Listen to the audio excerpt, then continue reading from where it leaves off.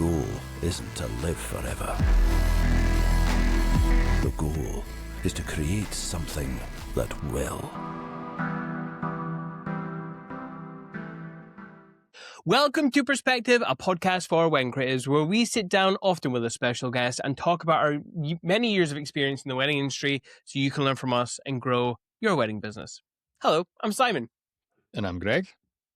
Together, we are Cinemate Films, two Scottish-based wedding filmmakers who love nothing more than drinking coffee and talking shop with others in the wedding industry. And we've teamed up with Photography Farm to bring you 6 special episodes of this podcast in the run-up to Thrive on the 10th and the 11th of March at the Imagen Yotel in Edinburgh. As they celebrate 10 years. Every time I hear that, I'm like, wow, 10 years, what an achievement. Anyway, it's 2 days packed with talks, panels, shoots, plenty of space to learn, plenty of space to connect. This podcast is obviously sponsored by PickTime and with Jack, but I'll go into that a little bit later in the podcast. Greg, who are we talking to this morning? Hello, we are talking to Camila Urrea. Hello, how are you doing? Hey.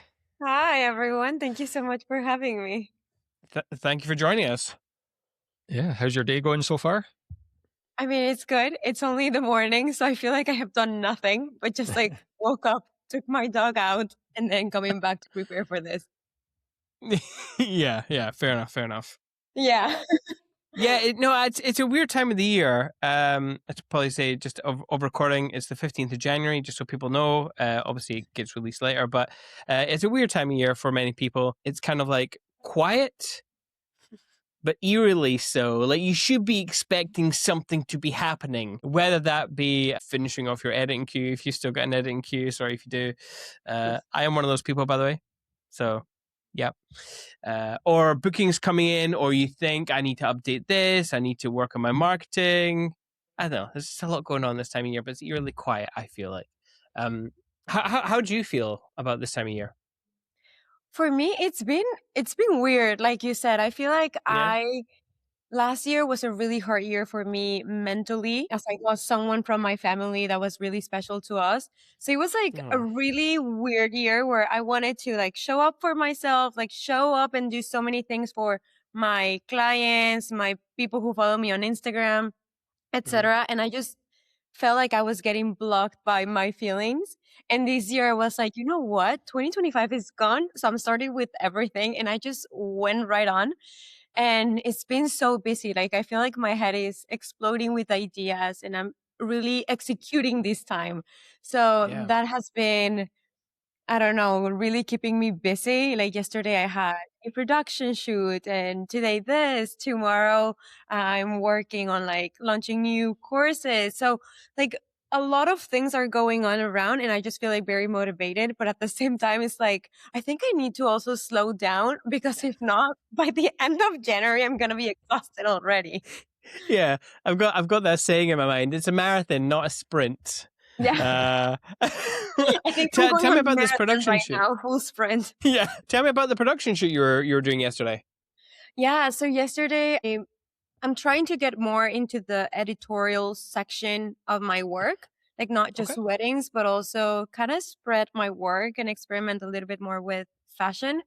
So yesterday was actually really special because I shot with Carmen Montero in this countryside place, which was super beautiful.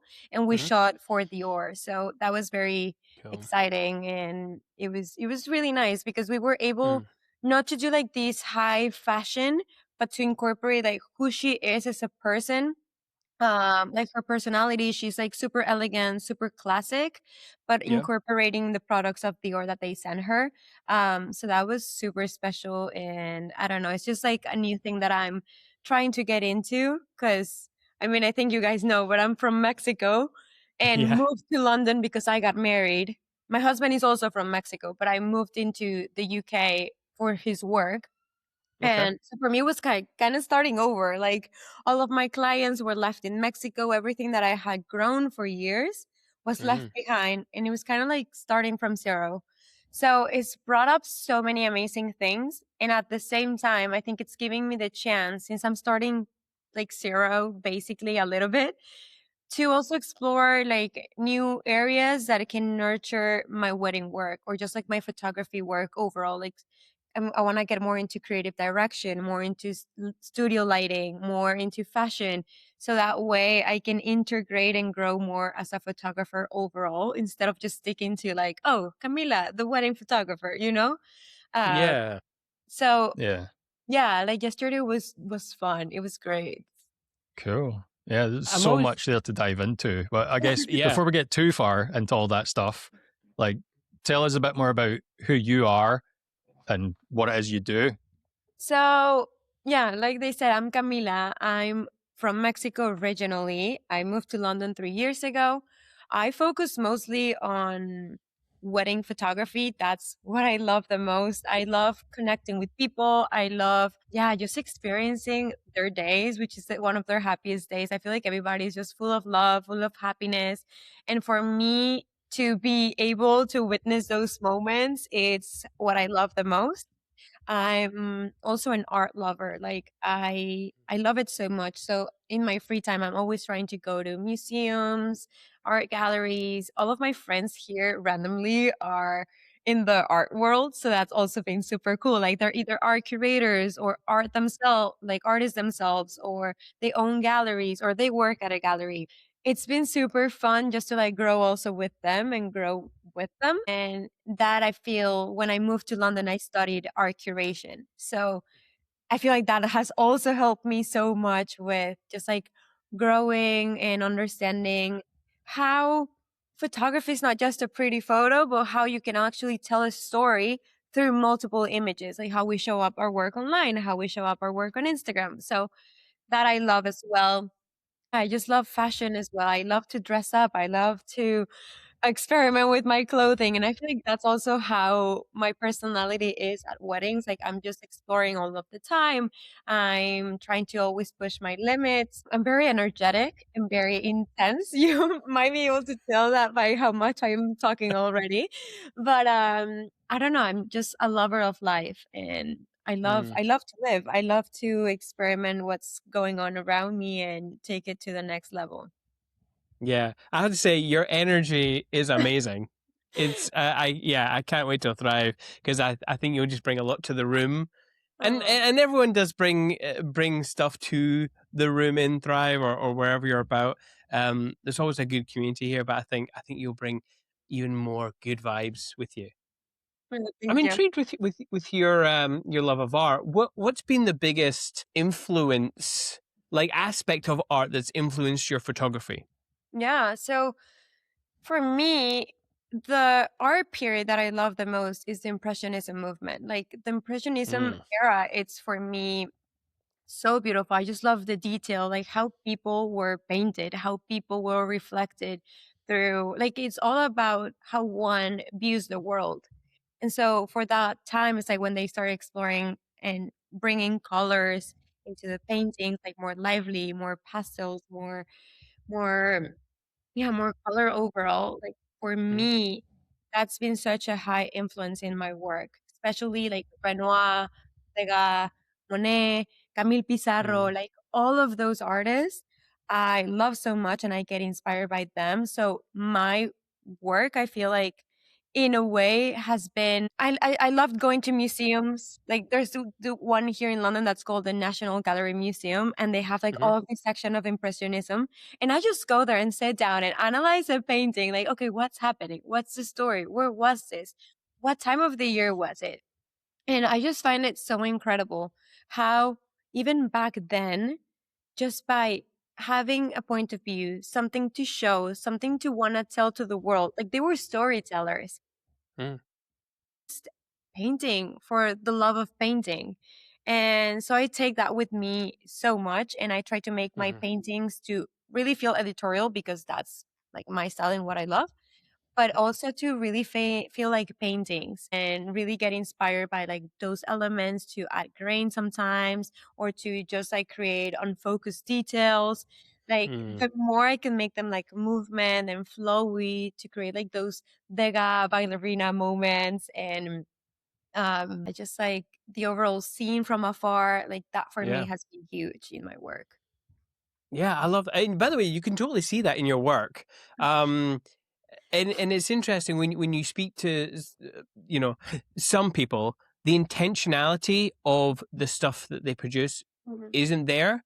They've produced it, and maybe that's on the back end of a trend or something. But there's like the way I'm hearing what you're telling me, the attention to detail in your attempt in making that kind of image comes off very well in your portfolio, I have to say. Thank you. It was actually really lovely going through it. Thank you. Thank you so much. I mean, yeah. So we do have a show and tell section, and I think I've not kept it to 3 for sure. I've definitely gone over, but yeah, it was really fun. So I would definitely encourage our listeners to go and check out Camila's work for sure.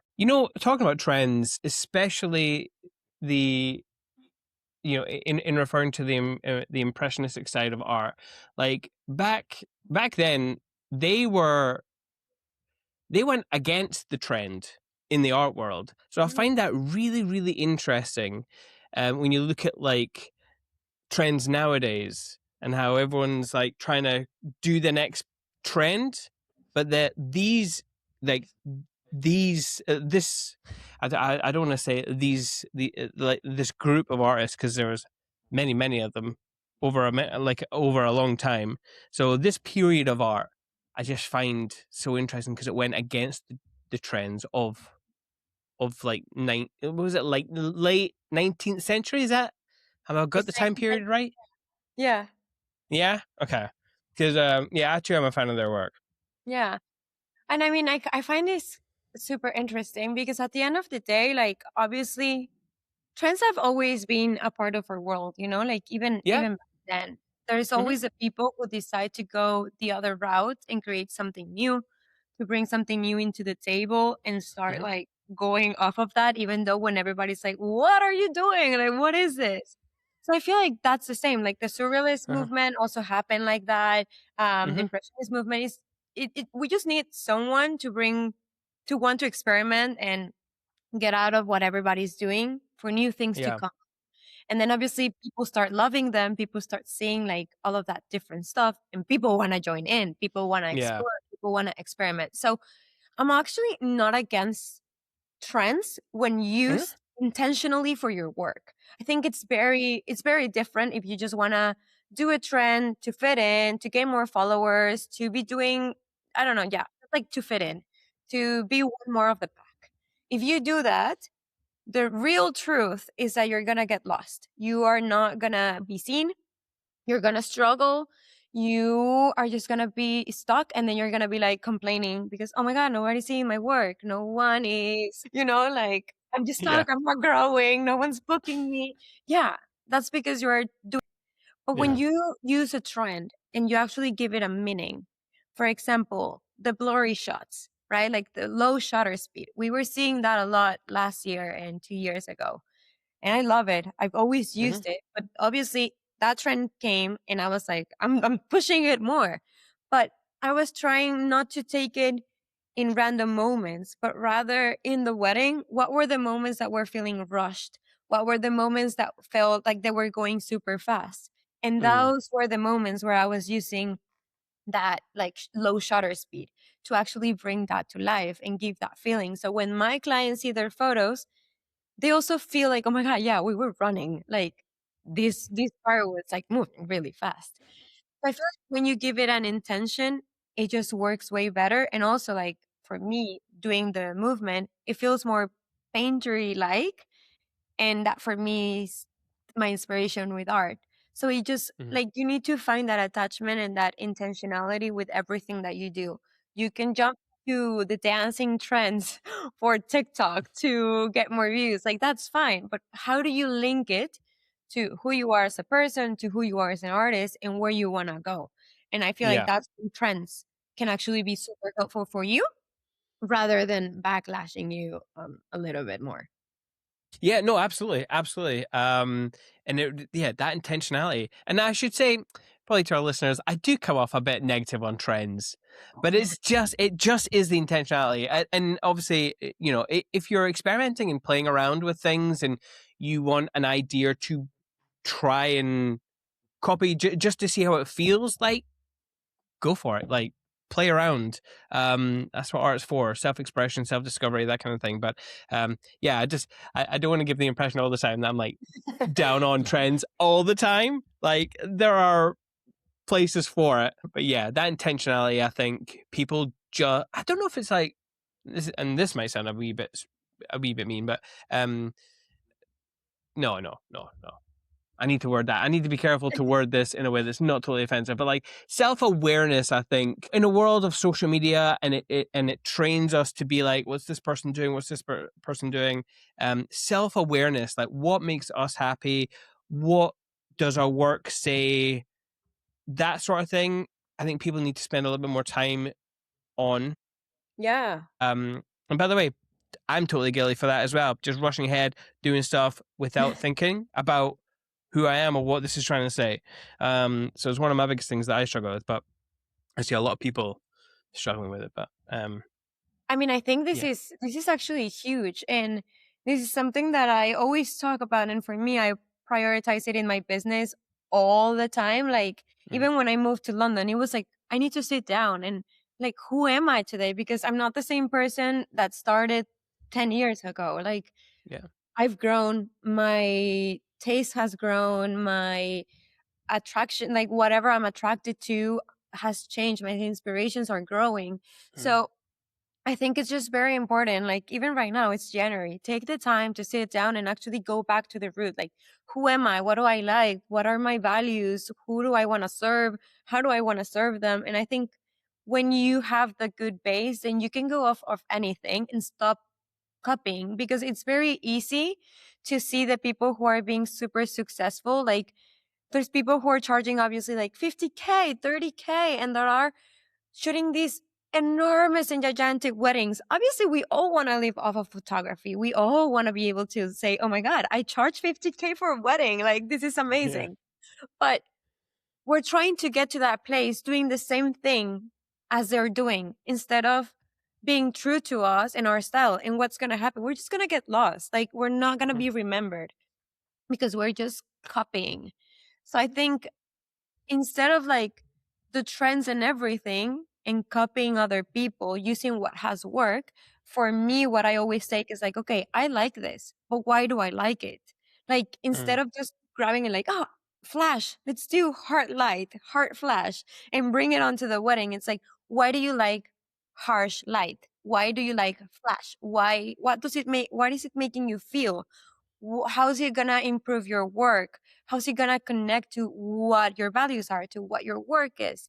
And I feel like through doing like that breakdown of things and understanding who you are as an artist, that's gonna help you to get to the 10K weddings, 15K weddings, or whatever budget you want to work with, and whoever your clients you want them to be, but to truly be true to yourself and loyal to your art and not just pretend to be something that you're not, because it's easy to fall into, oh, the flash is working, that's what we want to do, and no editing, natural photos, no filters, and then we're all just looking the same. So no.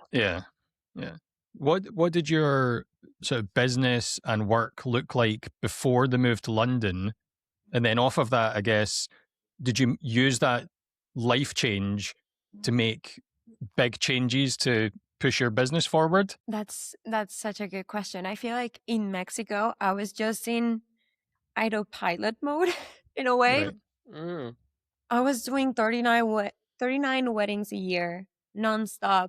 Didn't have any family time, friends time, or even like time with my now husband. And obviously, therefore, like every single year, I was burnout. Like for the first half in June, I was like burnout. And in December, November, I was burnout. And I feel like for me, just like not stopping and just going through life by itself, like just rushing through, was not giving me the time to actually like truly connect to my work. Back then, yes, I was doing editorial, I was focusing on client experience. But when I moved to London and it was like, okay, I want to enjoy London. I want to make friends. I want to be able to travel. I want to be able to make a home with my husband. So I need more time to be at home. So how many weddings do I want? So I started to like break down and analyze like, okay, 39 weddings. was too much. I want to enjoy every single one of my weddings. I want to be able to give my clients the attention that they deserve because it's their most important day and they're trusting me that day. So Yeah. I want to be there for them and show up for them and listen for their needs, for what they want, and be able to adapt. I feel like before in Mexico, I was always like, this is my style, this is how I work, this is what you get. And that was like, okay, I need to change that. What happens if they're inquiring? That means they like my work. They have connected with it. But what if their needs are so different? What if I pay attention to that? And then me, with my style, I adapt to every client and bring something new to the table. So doing that change has actually brought up so much more happiness and balance into my photography life, because I don't feel like I'm doing the same every single wedding.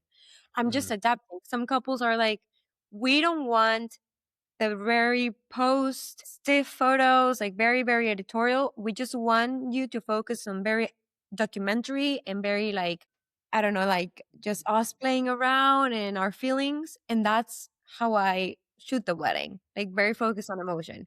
Then I have the bride that it's obviously like, oh my God, I love the editorial. Yeah, let's 100% do it. So we plan. So that has helped me adapt. And I feel like if I were in Mexico still and I didn't have this change, this slowing down, I wouldn't be able to recognize like what was working, what was not, what was overwhelming me, and what was actually making me happy and what was I actually enjoying. So I love that. Obviously brought the number down, and now I'm just doing 10 to 12 weddings a year. That's it. Really enjoying them. Really being able to have time to also study new things, like study art curation. Now I want to study more of creative direction. I want to kind of study like move, like dance, body language. Like I just feel like as photographers, if we just get out of just studying photography, we can bring so much more value to our work and to us as artists and really be able to experiment way more. So I'm trying to do that, which I feel London is such an amazing place to do so. Like I feel so lucky that I'm here because there's everything. Whatever I want to choose, I just need to find like a good place, like work so much to be able to pay it and then bring on that knowledge to my work. And even like online now, we can have so much more, right? Like you don't actually have to go to a school or a place. Like also there's so many economic resources. So I feel that has been a life changing in my work. And I feel more intentional, more connected, and more relaxed and actually enjoying the whole process. We're going to interrupt this podcast to bring you an advertisement for PickTime. Our buddies at PickTime, we love PickTime. If you want to elevate your business, PickTime's maybe the way to do it.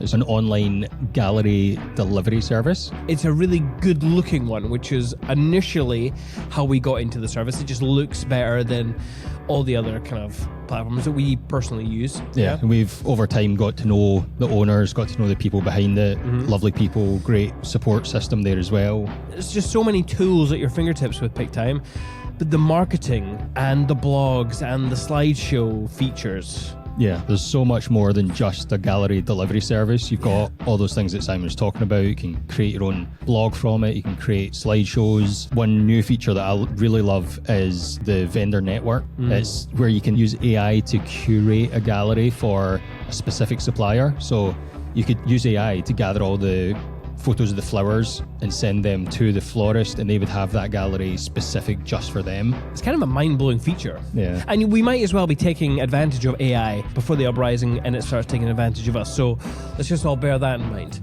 Yeah, and not to mention the built-in store, and that way you can just make more money while also having a nice, aesthetically pretty gallery. Yeah. And if you want to sign up today, you can get a free month if you use Perspective at checkout. Yeah. So if you want to test it out for free for a month, go for it. Take your business to the next level with PickTime. Yeah. That's cool. That's cool. I'm intrigued. So you came over to London and you mentioned it was like a starting over. I think a lot of people new to the industry kind of feel like, okay, like you did have a portfolio before, but I'm assuming that not all your imagery will work over here because it's not a totally different continent. So what were the steps that you took in starting over? And what did you think is what do you think is the most important? Yeah, because we've got social media, websites, building relationships, like everything in business is like there's just a lot of elements. So I feel like, especially to newcomers, your advice here might help them quite a lot in starting. Yeah, so this was huge for me because I mean, I built my business for over like 7 years in Mexico. Like I said, not having any everything. Like when I commit to something, I'm like, I'm going 100% in. And that's what I did. And I was super happy with my clients. My clients also like in the US and everything. Like I was so happy with them. I loved, I was like, oh my God, I worked my whole life to get to this point. Like I worked so hard and now I have to live and go to like not even cities in the same country. Like I'm moving countries. I'm moving to another continent. I'm moving to the other side of the world where no one knows me. And like literally no one knows me. Like I don't have family here. I didn't have friends here. I only had my husband and myself and we had to start from zero. So that actually, I mean, I was so scared. Like I went to therapy so much before moving to London because I was like, everything that I built for, like it's gonna be ruined. Like I made a name in Mexico, like I positioned myself, and now it's like I'm gonna be no one. So it was very humbling to actually like come here and be able to sit down, analyze like, okay, where do I wanna go? Who do I wanna be? What photographer do I wanna become? But like you said, my portfolio in Mexico was photos in Mexico. So people were booking me for weddings in Mexico. Like what you show is what you attract. And obviously, weddings in Europe are so much different. I feel like there's a lot of freeness, like these palaces. They're more intimate, smaller. And I didn't have that in my portfolio. All of my weddings were huge, like very big. It's like a little bit more of, I feel like in Mexico and my US clients can be like more focused on like looking super pretty, like their hair, the dress, and obviously European brides as well. Like they're looking for that. But I think they're more natural in a way. Like they embrace more being with their friends, with their family in the moment. Um, and so it was kind of like, okay, I need to follow the people that I admire their work, what was working, what I was seeing, and really just like trying to understand how the market was doing. Like, okay, what do people are actually like doing in Europe? How does it work in Europe? I didn't know anything. So I started to do that. I started to reach out to different creatives, just like asking for help, just like trying to talk, trying to network. Another thing that I did that I think this was huge for my business is I went to actually Oh Ginger's ephemeral retreat because I was like, I don't have any content in Europe. What's the best way to start? Going to a content retreat. Why? Because it's going to give me so many different settings. And that for me, I think changed my life completely because it gave me the opportunity to create in different scenarios and very inspired by what's going on in Europe. So I did that. I created my portfolio. And once I started posting, then people were like, oh, she's available also in Europe. So you need to make your clients or future possible clients understand where you are available, what you can do, where you are. So I started to do that. I started to showcasing these weddings. And then another thing that I did, this was a really hard work, but I created like 3 to 5 different emails to send out to wedding planners. So the first thing that I did was follow them on Instagram, also see like the type of weddings that they were doing, if they were like weddings that I was really resonating with, like design, the aesthetics and everything, and engage with their work, with their pictures, and then send out an email introducing myself and being available for them. I sent over 400 emails, I think. Like I have a Wow. list. Only 20 responded. 20. So that's what I say. Like you really need to go out there, put your possibilities, and just show up. Like a lot of people are going to say no. And that's what happened to me. But I was like, I'm not giving up. I'm not giving up. And the same thing I was saying with my husband. My husband was trying to find a job here in London and everybody was saying no, but he never gave up. And until one company was like, we want you. So I think it's like this process of pushing and pushing. There's going to be a lot of no's. And that I learned. Like, feel like in Mexico, I had my, like, oh, my friend from a friend from a friend. She's going to recommend me. Here, it was all in my own and it was up to me to be able to get my weddings. I feel like a lot of time we have this idea that, oh, the ideal client is going to get to me. The wedding is going to arrive to me. The wedding planner is going to reach out to me. And I feel like that's such a misleading thing. You actually have to look for the wedding planner, look for your ideal client, look for the work that you want to do and put in the work. So that's what I focused on my entire, like the first 6 months. One wedding planner gave me the opportunity and the chance, and I'm so grateful for that. And we did a wedding together. We became super close. Like she was incredible for me, and I'm so grateful for that. And through that wedding, that bride has now recommended me to other people, and now that's how I'm trying like to build a little bit. And then the other thing that I would really recommend, I mean, I'm a huge educator fan. Like I have my own educational platform where I teach Spanish speaking creatives, but I also love learning. I love learning, and I'm always like, I feel like there's always something to learn. So I was like, I need a community in Europe. I need to have photographers who I can like come running and be like, I need you. What do you do in this situation?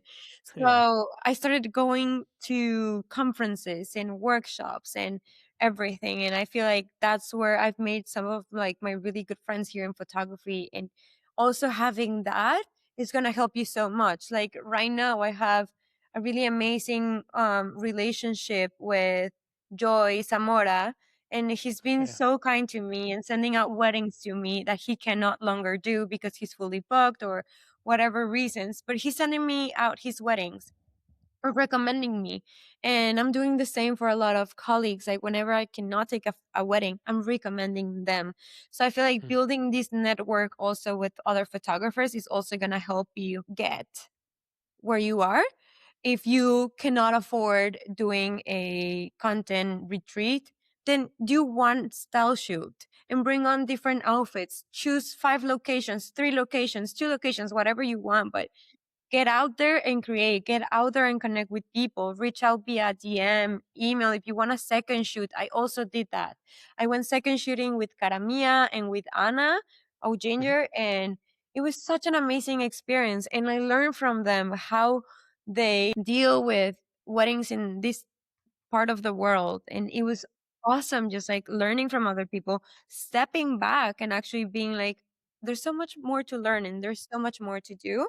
So I think those would be my tips. Like create portfolio where you want to be. If you want weddings in Paris, save money, book your train or flight to Paris and make a style shoot in Paris. Grab any couple in the street and do that. Here in London, I used to go to the, how's it? I always forget this word in English, but like where they get married, the house count, no, the City chambers, city hall, the city courthouse, hall.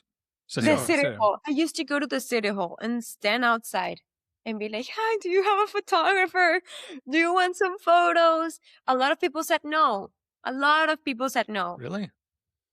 Wow. One of them said yes, and I stick with that. And then that person then later recommends you. I feel like weddings is such a word of mouth business. So putting in the work matters. Networking and second shooting for other people is also great. Sorry, when you were outside the city chambers, were you just asking random couples? Yeah. I mean, okay, amazing. This was people who were gonna go and get married. Like they had their gowns and everything.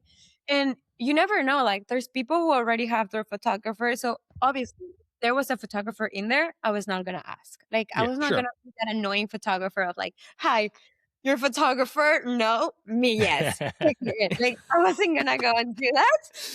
Yeah. Whenever I saw that they were entering alone or things like that, I would do the approach like, "Hi, I know this is weird, but I'm a wedding photographer. I would love to take some photos of you guys if you guys are up to. It can be like 20 minutes, 10 minutes, like once you're done." Some of them were like, "Oh my God, you know what? Like, we have already a family that's going to be waiting." Some of them were like, "Oh, we're meeting our photographer actually afterwards." And then some of them were like, "Okay, yeah, let's give it a shot. Like, let's do it." And maybe like they're not the photos that I was gonna post on my portfolio at the Sure. beginning. Because maybe, I don't know, I was just like trying to experiment, trying to understand how the market worked here, trying to build a network, and then trying to figure out like what was gonna be my intention and how I wanted to grow. But by just stepping out of my comfort zone, I feel like moving to London really was like, girl, you were too comfortable. Like, I'm gonna put you in the most uncomfortable places, and it's up to you if you want to do the work or not. So that's, yeah, I mean, Mm. thing, just doing the approach. Obviously, It's that's just like, yeah. oh, whatever. The no, it's already there. Like, that's how I took it. I was like, the no is already there. I Mm. I mean, I must admit, I didn't do it like every single day. I was not standing Sure. there, but I would go like maybe once every 2 months or once every month. And then right now I don't go, but at the beginning when I moved here, I mean, the city hall was just like 10-minute walk from my place. I didn't have anything Mm. to do. So I was like, I'll just better stand there and see what happens. And Yeah. that also gave me the flexibility of other people just kind of like booking me for couple shoot, and that was Mhm. awesome. Like, I wanted weddings in New York, so I did a content retreat in New York. Like, I hosted it and I was like, let's do this.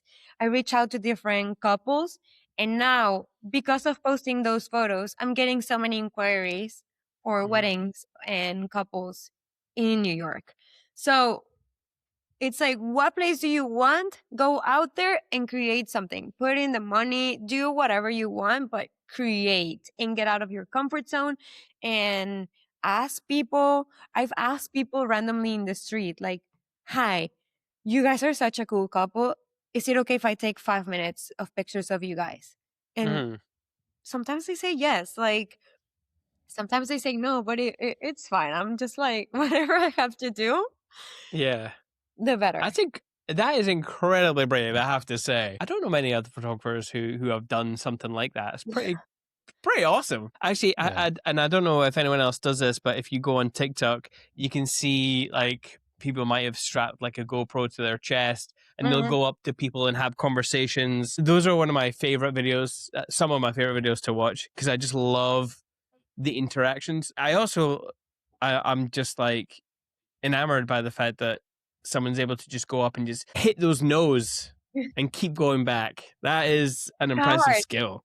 It's Uh, hard. Like, I can tell you when I was growing up, I have like this huge, vivid picture of me going to like a retreat, and we had to present ourselves. Like, you had to stand up and say your name, like, hi, I'm Camila, and I came here because of this. mhm. I couldn't. Like, I would start crying. I was shaking. Like, I had this anxiety and phobia of talking in front of people and being like, I don't know, just like everybody in silence and you talking. And now Yep. it's just crazy, like being able to speak at conferences and just being able to go up to people and just talking randomly.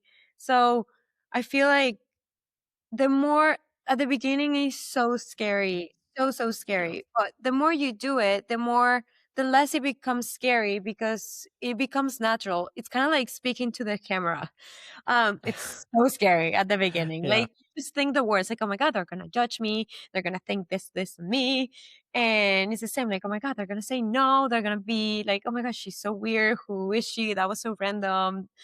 But I feel like for me it's about getting in this mentality, like the no is already there.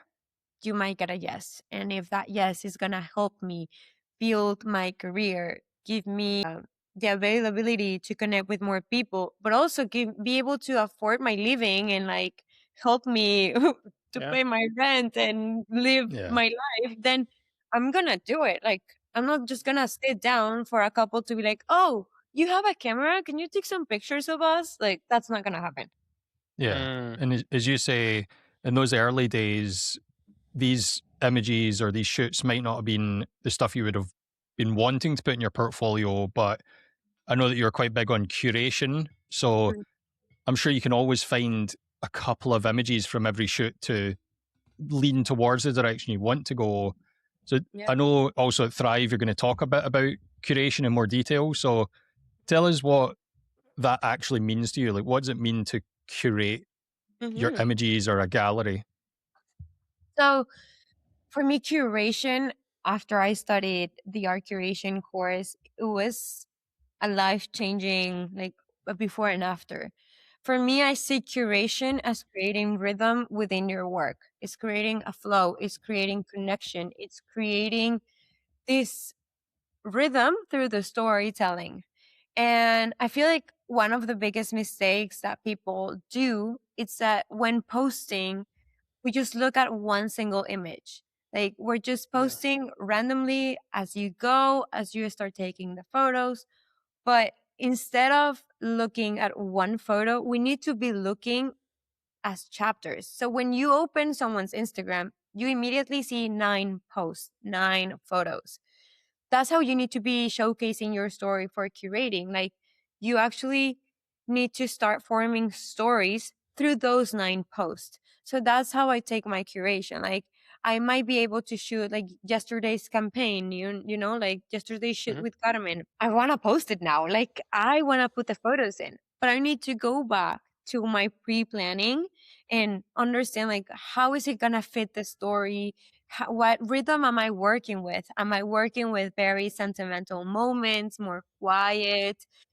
Is it gonna fit? Is this more eclectic? Is it more romanticizing or romantic? I think that's the word. Like, I need to understand that curation is not just about posting randomly and posting your work. You really need to showcase a story. You need to educate your client on who you are, the moment to feel the story, to connect with it in a deeper level. And you do that through intentionality. So I feel like for me, having intention in your work is the most vital thing to be able to truly curate from the bottom. It's not about just a pretty feed and the aesthetics, like that's gonna go. You need to go beyond so that when people are scrolling, they want to stay, because the reality is that we only have zero point 0.2 seconds for someone to make a decision if they like your work and they want to stay in your site, or if they just want to go to the next person. So those 0.2 seconds really need to be super strong. It's your like opening line to the world, you know, it's your statement. So super important that we actually do take the time to understand who you are as an artist, what you want to communicate, and then how, with the pictures that you have, you create those elements. And you do that through adding color palettes, like patterns, through curating the emotion, through creating a rhythm with the feeling, like what feeling are you working with? What creating pauses. Sorry, I think I lost a little bit of my connection, but like creating pauses between your work. Like, if I were to post only bright photos, like da da da da da da, it will look super overwhelming. And then those hero images and your strong images get lost.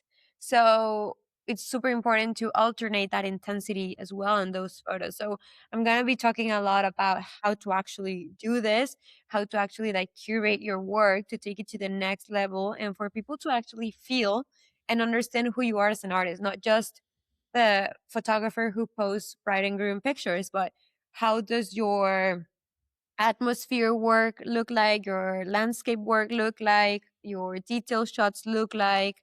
How do we integrate it all to actually they start giving you glimpses, and then you start walking through, and then you get to the last room, or in the middle you get some highs, you get this amazing paintings thrown in there, and then they close very subtle, like also bringing the intensity down so that you are not left with like, oh my god, what was that? So I think it's creating this flow. When you go to a gallery, everything is thought out, like even the frame of the painting, if one was above and the other one was below, everything has a reason of being there. It's the same. Like if you go to Paris to the Orangerie, it's one of my favorite museums in the entire world, but they show the water lilies collection of Monet. And that space is designed to only show like the panoramic paintings of Monet of the water lilies, and they all like the colors are bringing the space so that it is a meditation room, so that it is quiet, it is calm. There's no highs, there's no a lot of changes. It all feels very subtle and in a continuous line to be able to achieve this moment where you just sit down and truly reflect, enjoy. Race would do so. Like, what's the story? What do we want to communicate? What's the flow? What do we do? Yeah. For people who might struggle understanding this idea of story, could you like maybe give them an example of something if you had a whole bunch of photos from a wedding? Give us an example of a story you could tell with those images. Yeah. So I think this is huge because we as photographers, we're all very talented. Like I see so much stunning work out there. But sometimes I think the issue is not being this amazing photographer and having these amazing photos, is how you show your photos. Sometimes we're choosing the wrong photos in our portfolio. So one of the first tips that I would give these people, it's like avoid duplicates or photos that look the same. That's something that I see all of the time. Like I'm scrolling and I'm seeing these posts and it's the same photo but just different angle, or maybe in black and white, and it's like it's the same. You're not telling anything. So with a story, I would say, like, if you have a wedding, just look out to select 10 images, your favorites, but make them a variation. So one or two bridal portraits that you absolutely adore, one detail shot. It can be from the getting ready, from the shoes, the dress, maybe something film. If you do film, maybe a detail from the ceremony, some hand holding, whatever you want. Then show also some atmosphere. So, what was the place from afar? How did it look? Like, you need to give us a little bit of sense of where was the story at? Where are you shooting? And showcase also, like, what are you good at? Like, what apart from just bride and groom portraits, do you also know what to do? How would you tell my whole story? So, I think having that in mind, like, okay, my client not only wants to see the bride and groom portraits, like they're not just going to hire me for 1 hour. They're going to hire me to tell their whole story. So what involves a whole story? So details, atmosphere, bridal portrait, bride and groom, emotions, family, ceremony, party, closure. So grab and select your favorite pictures that include all of that overall. And then with your 9 chapters on Instagram, I would say like focus on one emotion. So in these 9 chapters, what do you want to show? Energy? Okay, let's put in the low shutter speed images. Let's put some party. Let's put some bride and groom maybe walking or just like having a lot of emotion and happiness within them. Give also some pauses so that it doesn't feel like very energetic like all of the time. And these pauses you can give them by a landscape, by a subtle detail that's gonna balance the energy out. But then you could be like, okay, my next 9 chapters are gonna be all about the emotion. So here you're gonna grab a photo of maybe the dad seeing the daughter from the first time, maybe the first look where they're both crying, or a moment in the ceremony that was super intentional and like very heart feeling, or maybe a moment in the party like the first dance where it's not direct flash and it's just like them and everything's dark, like very emotional, like working blocks of emotion but showing this variation. And with your details, your landscape, your atmosphere shots, you're gonna be creating these pauses between your hero images so that they stand up the most. So that's how I would recommend people to actually like bring it down together, not only choosing the bride and groom portraits. Yes, Yeah. they will get the most engagement on Instagram. They will get the most likes. Yes. Detail photos, they don't get that much likes or anything. But for me, and this is something that people need to understand, you should not be focusing on likes only on your feed. You need to be focusing on showcasing a story. When you're going through someone's Instagram, you're not clicking photo by photo, like one and one. You see the 9 grids, and then if you see one photo that you love, then you click on it. Then you go back and see more. Then you click on the photo that you want. People are browsing and feeling through the story of your grid, not the individual shot. If you're putting the carousel, if you're posting one, then also make sure that you're showcasing variation. One close up, one medium shot, one wide shot. Like by creating this and showcasing different parts of the story is where people are going to be able to tell more about their work, but make people connect with their work and yeah, like really want to work, like attract clients who actually value everything that they do and that they're not expecting just one thing. And eventually, like for me, like I said, the likes is just something extra. I don't care. I don't mind them. I Yeah. sometimes have them turn off because I just don't care. And I think that was such a beautiful thing that Instagram brought to us. Like, do not like shut the likes. It doesn't matter. It's just a number. What matters is your work and how you curate it and show it online to attract your clients. If Yeah. you What's the point of getting 1,000, 10,000 likes if you're only doing 10 weddings a year and maybe from that post you're only attracting one? Like that's amazing. Like I got one client from that. Like I don't need 10K clients. I just need 10 people to trust me on their wedding day. And that's what you want to do. Connect with the number of weddings that you want to do by really showing your clients what they want to see. Yeah. I'm wondering, does this approach to curation for your online work, does that apply to a couple's final gallery? Because as I think, as a filmmaker, the equivalent to a final gallery would be like a film edit.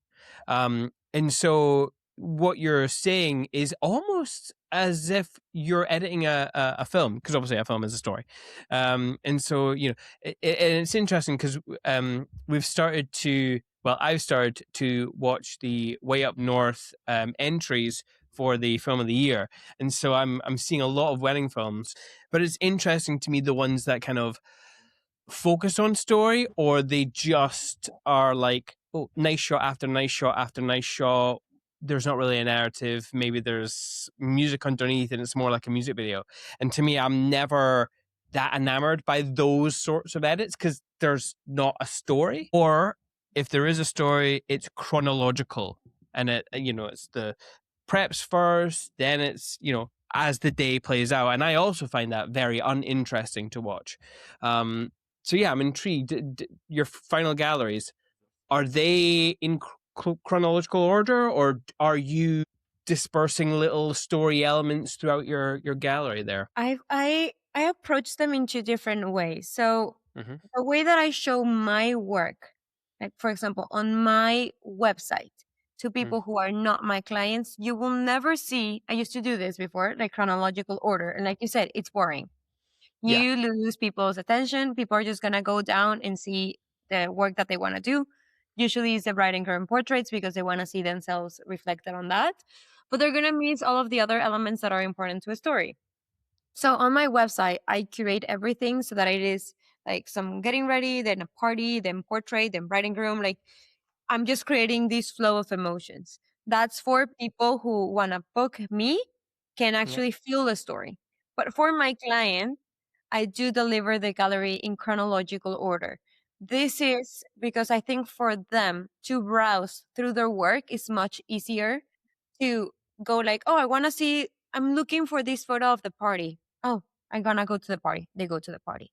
I use Pick Time to Deliver. So it's very easy because it like categorizes on sections. So I divided like the getting ready of the bride, getting ready of the groom, portraits, family. Like I divide everything so that when also a family member goes in and watches the gallery, they can just be, oh, I don't care about their getting ready or the bride portraits. Like I just want to see the family photos and the party. Yeah. So they can just click directly and just see the work. So for them, I do deliver chronological order, but that's my strategy because I feel it makes more sense for their story. Also, they believe their day, how it went, the way it felt. But for external people who were not there, I would never recommend to do it chronological order. Yeah. It's like you said, like when you see a film, if you see the details first and then how they put the blazer and how she puts on the dress and then walking down to see each other, then the first look, like the story will create a flat line. Like i- there won't be many like ups and downs. I feel like it's the same with photography. People are just going to scroll and go past it. But if you create this film where you maybe start with some party shots and Yeah. then the bride and groom and then the getting ready and then you're mixing all of these moments, you are creating a feeling, you are creating rhythm, you are Yeah. creating a good story. So for external people, I think it's always great to create this external flow and like more variation Mhm. through the story so that people can connect way deeper and not get bored. Yeah. I'm Mhm. sure even though the client galleries in sort of chronological order, I'm sure like with the intentionality that you shoot, there's still story elements throughout that chronological order. But I know you're going to go into curation a lot more in your presentation at Thrive. So I want to talk about day 2. What's your sessions going to look like there? What have you got planned Ooh. for Yeah. those that day? So I'm planning on doing a couple shoot that's like bride and groom, so wedding inspired. Right now, what I'm thinking is like I really want it to be very editorial, like very into the mood of like, yes, we're shooting in the streets. Like right now, my idea is to shoot in the streets of Edinburgh, like the old streets, like very into the culture of Edinburgh and just like having those pictures walking, filling the streets. I wanted this specifically because, like I said, if you want to shoot weddings in Edinburgh or in Europe, like I I don't want them to just be in a room um and that's it. Like I really want them for these type of photos to actually work for them and that they can use and people can tell like, oh, they're in Edinburgh, like she's taking photos or he's taking photos in this place. So I really wanted to bring that. Hopefully the weather will give us a chance. If not, I'll have a plan B. But Okay. yeah, I think for that I really want to create like work with different angles and how you do it in the street because I know many couples, and this is something that I've also learned here in Europe, they get married and they want their photos in the streets, like in just like around the corner, maybe like a 20-minute shoot, 15-minute shoot. So you only have that time to make the best photos. So I really want to work with this idea. I want to Mhm. work with really like high fashion elements of clothing. So it's just like kind of this couple who's exploring Edinburgh for the first time. They're falling in love with the city. They're getting lost in the streets, but they're like flirting with each other. So that's kind of like the mood that I want to get and make it editorial, make it very poetry. So I think it's gonna be really fun. Mm. That sounds good. That sounds cool. For a minute, I thought you were going to be like, "Yeah, we're going to go outside to the courthouse." And We're gonna do how I did it to start. Yeah, just find No, strangers. just find strangers. That's right. No styling whatsoever. no styling. It's just gonna be normal clothes, and then yeah, we'll see what comes up. I'm intrigued. So building an international career. How how do you do that without losing your voice as an artist? Is that something easy to do? Is it something you've thought about before? I mean, obviously, I feel like losing my identity as who I am is one of the scariest things, and I think Mm. we all have those feelings, and it comes with this imposter syndrome, I believe, of not being good enough, not doing what you actually can do. But for me, what has worked the most is like, it's all in my head. I am the only one sabotaging myself. Like, for me, it's about cheering myself on. Like, I'm all the time like, damn, right. Like, this is good. Like, I did this, and I'm trying to go like month by month with goals, trying to grow my team to like actually brainstorm ideas and be like, okay, for example, I'm working with these PR, like I hired these PR content creation girl who's helping me with all of my videos and reaching out to magazines, to articles, to clients, like whoever, right? Wedding planners, everything. And it's been amazing to work with her, because at the beginning, like we grabbed these reels from other people who are not photographers, and we're like, oh my god, we love this, like this is super cool, like this is amazing. And then it's like, okay, but this is not like me, and this is me. So I think it's very important, like, yes, I take inspiration, because we didn't invent anything, like everything's already out there. But for me, it's super important, like, okay, I like this, but then how do I make it mine? And for that, I always do this inner work of like, who am I?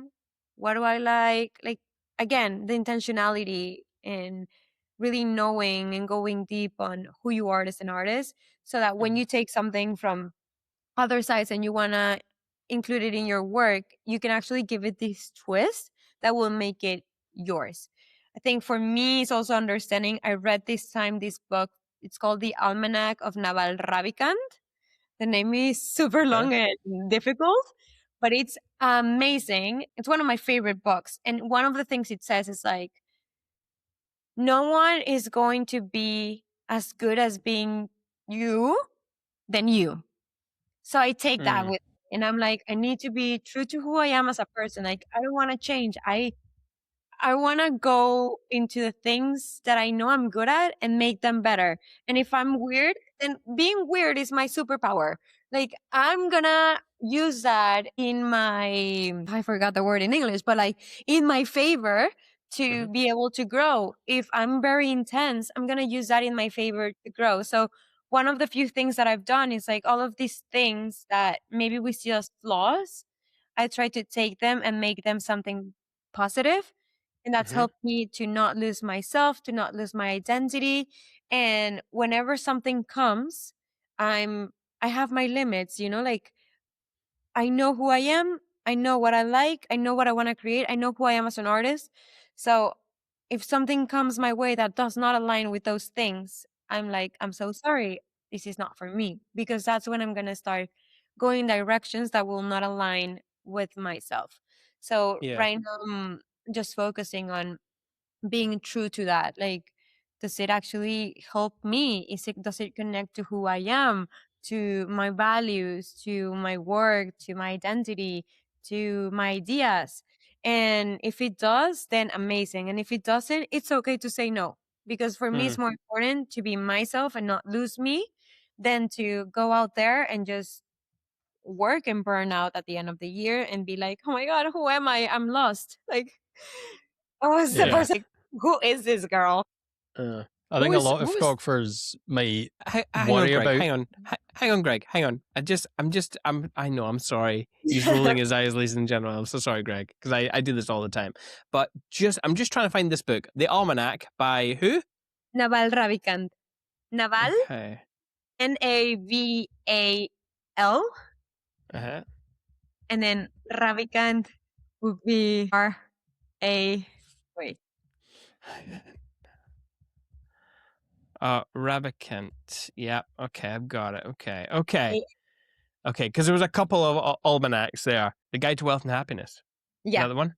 Yeah. Okay, cool. Okay. So just for those interested, you can support your local bookshops, but just to get you a rough price, hardcover is, well, just under £20, just under £20. So yeah. Okay, Greg, now you can ask your question. Sorry. If I can remember. Hey, I'm Ashley from With Jack. I'm one of the sponsors of the Perspective podcast. With Jack helps to keep photographers in business by supporting them financially and legally if they have problems with a client or they make a mistake in their work. We've all had that fear of our CF card or our hard drive failing and losing important photos. You can find out more at withjack.co.uk. Head over there and find out how we can help you be a confident creative. No, I think it was about the fact that you've taken on a sort of content girl to help you create your reels and your content. So I think a lot of photographers might worry about sort of outsourcing some of that. So first of all, I guess who is your girl? What's her name? Yeah. And how did you go about finding somebody that you trusted to be a partner in that sort of aspect of your business? Yeah, so I feel like ever since I started full-time photography, for me, it's been huge to rely on someone, like have someone in my team. I would not be where I am today if it weren't for all of the people who have crossed paths and worked with me. So having I think most people are afraid of letting go and bringing some people in and just oh my God, you do this, but I won't have the full control. For me, I had this girl, her name is Renata. She used to work for me at the beginning, and she was like my second hand, she was like my right hand, my assistant. She was everything. And she taught me so much of like letting go of control, because I'm very structured. I'm very organized. Like I love to have a system. I love for things to go from A to B, and it has to follow that path. And she was more free. So whenever something would go wrong, I would be like, oh my God, the world is ending. Like, this is horrible. And she'll be like, girl, we're fine. We're fine. It's okay. So that's where I learned, like, everything's going to be fine. Like, honestly, everything in this world has a solution except death. And yeah, like, that's it. But everything that you do in life, even if you do wrong, even if something doesn't go according to plan, you can always pivot and change it. But when you have a team, you can actually rely on that so that all of that weight is not on you, and you actually have someone to support you and to give you also direction when you need it. For me, it's super important to find people in my team that actually are the opposite of me. So if I'm very struck, I need someone who's very like open and so that we can complement each other on that. Renata had to leave. I moved to London. I started all by myself. I was by myself a year and a half. I had less weddings, so I was able to like manage it. But I was like, if I want to grow, I need to bring someone else into my team. So that's when I hired this girl. Her name is Carmen Conejo. She's amazing. She used to live here in London. So we did the interview here in London. And what I was looking for me, it's super important to have people who want to always take their job one step further. Example, if she has to create 2 reels a week, I'm hoping that she's not waiting for me to tell her what I want to talk about. I need people who are like bringing on ideas to the table. Like, hey, what if we do this? What if you talk about this? What if like I'm seeing this that is working for this stylist? What if we implement it to your style into photography and we give it like this turn? For example, I saw this girl that's talking like, oh my God, today on this week we're doing art. And they talk about an art piece and a painting and an artist and blah, blah. And she was like, what if we bring this into the table and you do every Wednesday, it's going to be a weekly suggestion of recommendations of the wedding industry. And I'm going to do it. So I'm going to be starting on talking like wedding planners, florists, everything, like venues. And every Wednesday, people are going to expect to receive that on my Instagram and showing something new. It's like, how do you incorporate that into your elements? And without her, I wouldn't be able to do so. Like, I want to focus all into my clients and everything. I don't have the time to edit reels. I'm not good at it. And understanding what you're good at and what you're not good at, it's key. I'm not good at editing videos, reels. It just takes me so long and I'm not consistent. So I needed someone who was consistent. Then she does also the PR part. I sometimes don't have time to search for all of the emails of people that I really want to connect with, or magazines or editors, whatever. And she used to work at a PR company. So I really love that. Even at the beginning, I was just looking for someone to do the content creation. Like, she makes the scripts, she makes the reels, she comes up with the ideas, and I just record everything and then send them out to her. Mhm. And she was like, what if we do also PR? Like, what if you also hire me for PR? Like, I can connect you with people, we can go out there. And now she's booked me with this amazing client. I'm doing her wedding in the Amalfi Coast, which is a dream. And she's a dream of a client. And it's all because of Carmen. Like, she did the approach, she sent her the message. And this is also something that I'm doing to get more clients here in Europe. Like, I do have my base, but I'm also traveling a lot to the other side of the world, and I want more weddings in Europe. So what I'm doing for that with her help is reaching out to micro influencers or influencers or just people that I'm really like connect with their work, and just being out there like, hi, this is Carmen. I want to introduce you to Camila.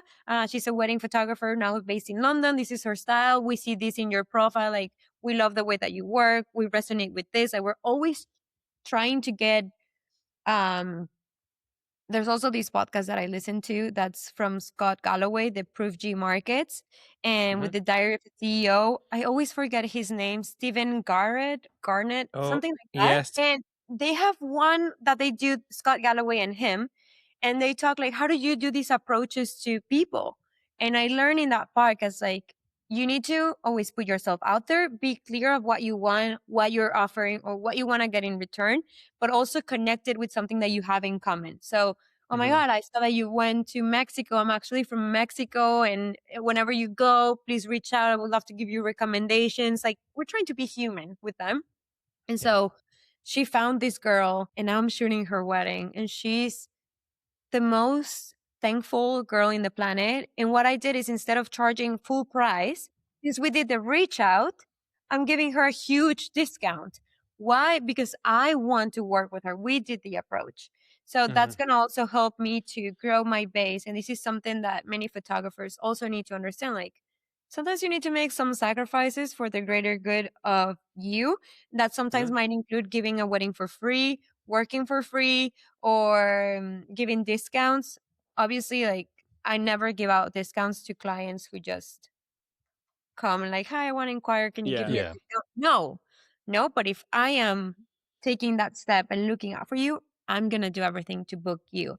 So again, if you don't grow your team, if you don't trust on other people, if you don't delegate, this would be impossible. Like, I would never be able to get to these people. And I'm so thankful for Carmen, to be honest. Carmen knocking it out of the park. Yeah. Can you send us the link to our work, and we'll put it down in the show notes just for people to check out if they too need some help with this. Yeah. Because there are many others, many photographers out there who do struggle with this. Yeah. I'm not going to say that we struggle with it, but we definitely do as well. Yeah, we all go through that. Like, just doing everything by yourself is so hard. And I do think, like, if you want to be able to truly grow, I mean, you can do it by yourself for sure. Like, there's people who just have the skills to do it. But for me, like, I am just, my head is always like, oh, I want to do so many things. And to do all the things that I want and need, I don't have the time for that. Like, I have a dog. I want to be with my dog. I want to be with my husband. I want to enjoy London. I want to travel. I have my educational platform. I'm launching courses. I'm launching programs. I'm educating. I'm doing reels. Like, I'm editing weddings. I'm having meetings with the bride and the groom. For me, I cannot do that by myself. I just get my time. For me, is priceless, and I cherish the time that others put in for my company, for my work. Like, I cherish your time of you guys, like, taking the time to speak to me here. Like, it's huge. So if it weren't by collaboration and teamwork, then I feel like sometimes we're leaving space for us to grow and not giving it, just like the chance to become something bigger. Yeah. You mentioned your educational stuff. I forgot to write it down, but I'm pretty sure it's Rise. Is it Rise? Yeah, Is that right? Rise by Creative. Okay, thank God I got that right. Thank God I got that right. Tell us about it, because you mentioned earlier, and you mentioned that it's just for Spanish speakers. Why just for Spanish speakers? Just out of pure curiosity. And what's your plans moving forward with it? Yeah, so Rise by Creatives was actually born because when I started in back in Mexico, it was like I said, like I was 14. I started reaching out to other photographers that were there at the time, and everybody was like super rude or mean or just didn't want to share any information. So I felt like I grew up just by myself. Like I didn't study photography. I was just like watching YouTube videos and I'm reading the manuals, like trying to find ways of like understanding how to take my hobby into actually something that would be profitable to me and make it a business and grow it. Yeah. And I wasn't getting that. There was a lot in the US, especially I think it was like the era where after like maybe when I was 17, it started with India Earl, where she started educating Oh. and creating her courses and guides. And I Mhm. started to buy everything from her. Everything. And just having those resources, I was like, damn, like this is how I can actually grow and make a business. Like this is insane. And it's not just about the photo, it's about the client experience. And I started to learn so much and also through experience. Like I was falling so many times, like, oh my God, I lost the photos. What do I do now? Or how do I direct? How do I send an inquiry? How much should I be charging? Like there were so many things that I didn't know that I had to learn step by step and by falling and Mm. stepping back. So I promised myself, like, if I am able to make a living out of photography, I want to create something for students to learn and have like the steps even like more structure for them to learn and not fall so many times, so they can fall Mm. from learn from my mistakes and just be closer to achieving their goals. So um I always want people to grow. I always want people to rise. I always want people to be able to achieve their dreams. And for me, between photographers, like I don't find anyone as competition. I find them as just people who were here to inspire. Like there's so many people getting married every single day, every people Mm. getting one in photos. Like we cannot do it all. So when I stop looking at everyone as competition, that's when I started to really gain more value out of this community that I adore. Like I love it so much. And that's how Rise was born. And it's only for Spanish speaking students because there's so much content for in English, like in the US, in Europe, and I think it's great. But there's Mhm. nothing for Latin, like Spanish speaking students, especially in Latin America. I feel like that's something I mean, I wouldn't say that I'm the only one, but Mhm. maybe we're like 5 people who are teaching in Spanish and like Yeah. giving Sofer Juaristi. I Yeah. know Be Here Project is doing that. Mhm. I am, and then there's other like photographers that do more like workshop, like photography and things like that. But for me, it was more like, I don't want to just teach and do workshops. I want to create templates, guides, contracts. Like I want to give you the tools and the Mm. resources that are actually going to help you be a business person. So, Yeah. yes, we do teach about creative stuff. We create content retreats so that they can also build their portfolios like I did and help them grow. But we're more focused on email templates, contracts, questionnaires, pricing guides, how to price your pricing, like all of those things so that you can incorporate it into your business and actually grow and not just focus on the pretty picture and buying your camera and using it, which obviously is important, but you need to know business in order to grow. Yeah. So, yeah, I feel like that's a little bit of what Rise is. And it's been amazing. We've been, if I believe it's almost 4 years, 4 years this year since we launched it. And I'm just so thankful. I've met so many wonderful people through that. And to see the changes and getting these emails like, oh my God, I booked my first wedding at X and I booked so many clients. Like it's just so fulfilling to help them grow. And I just love Mm. helping people out. And I think the next steps are I want to grow it as much as I can. Right Mhm. now, we're actually on the 28th of January. We're launching an 8-week program that's going to be super intense. And it's Okay. focused on weddings. So how do you actually make a living out of photography doing weddings? So I'm going to be teaching everything about business, like client experience, identity, brand core, curation, how to reach out to planners, wedding plan, like magazines, publications. We're going to be talking about systems, structures, clarity in your business. So it's going to be super complete, and it's 8 intense weeks. So all of my energy right now is going into that. Yeah. But yeah, I mean, I just wanna help people grow and get to where they wanna be. Because everything is achievable. Like if you wanna shoot weddings in Europe or you are in a small town in Mexico, you can absolutely do so. Like if you put in the work, if you make the changes, if you do it, I'm a huge believer that you can accomplish anything that you want. Anything. Yeah. You put in the That's work and you work towards those goals. Awesome. cool. Yeah. I'm Mhm. guessing through teaching, you've probably learned, like, you obviously have to stop, look at your own business, put it on paper, like how you do things so that you can then teach it.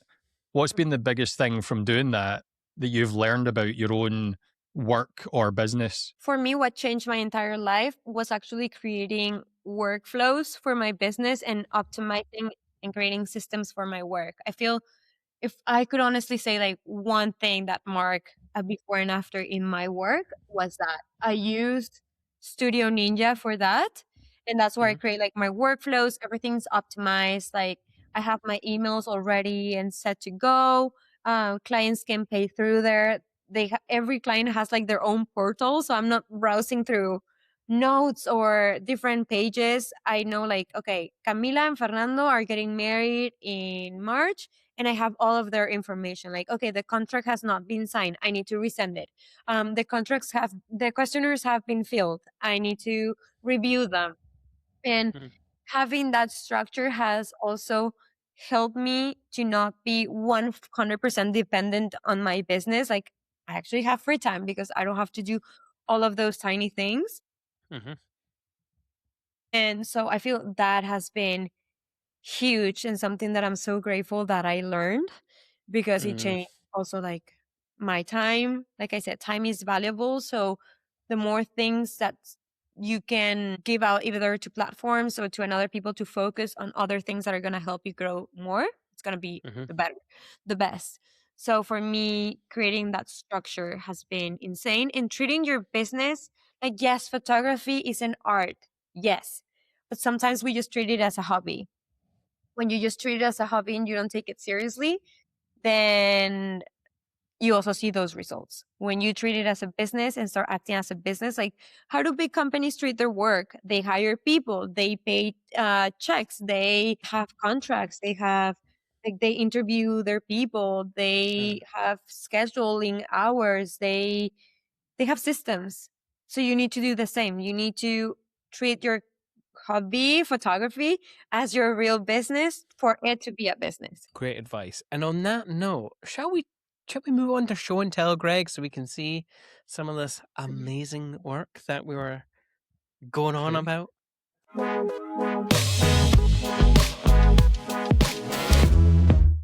So I'm pretty sure there's like 4 or 5 images.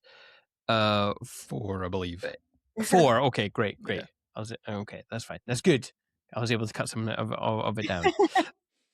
Now, I actually do remember. So this one, there's a few images that are the same sort of feeling and style, like aesthetically. When you look at an image, some similar concepts. So obviously, I've picked one, but you can definitely see this sort of image replicated throughout your portfolio. I really liked this image.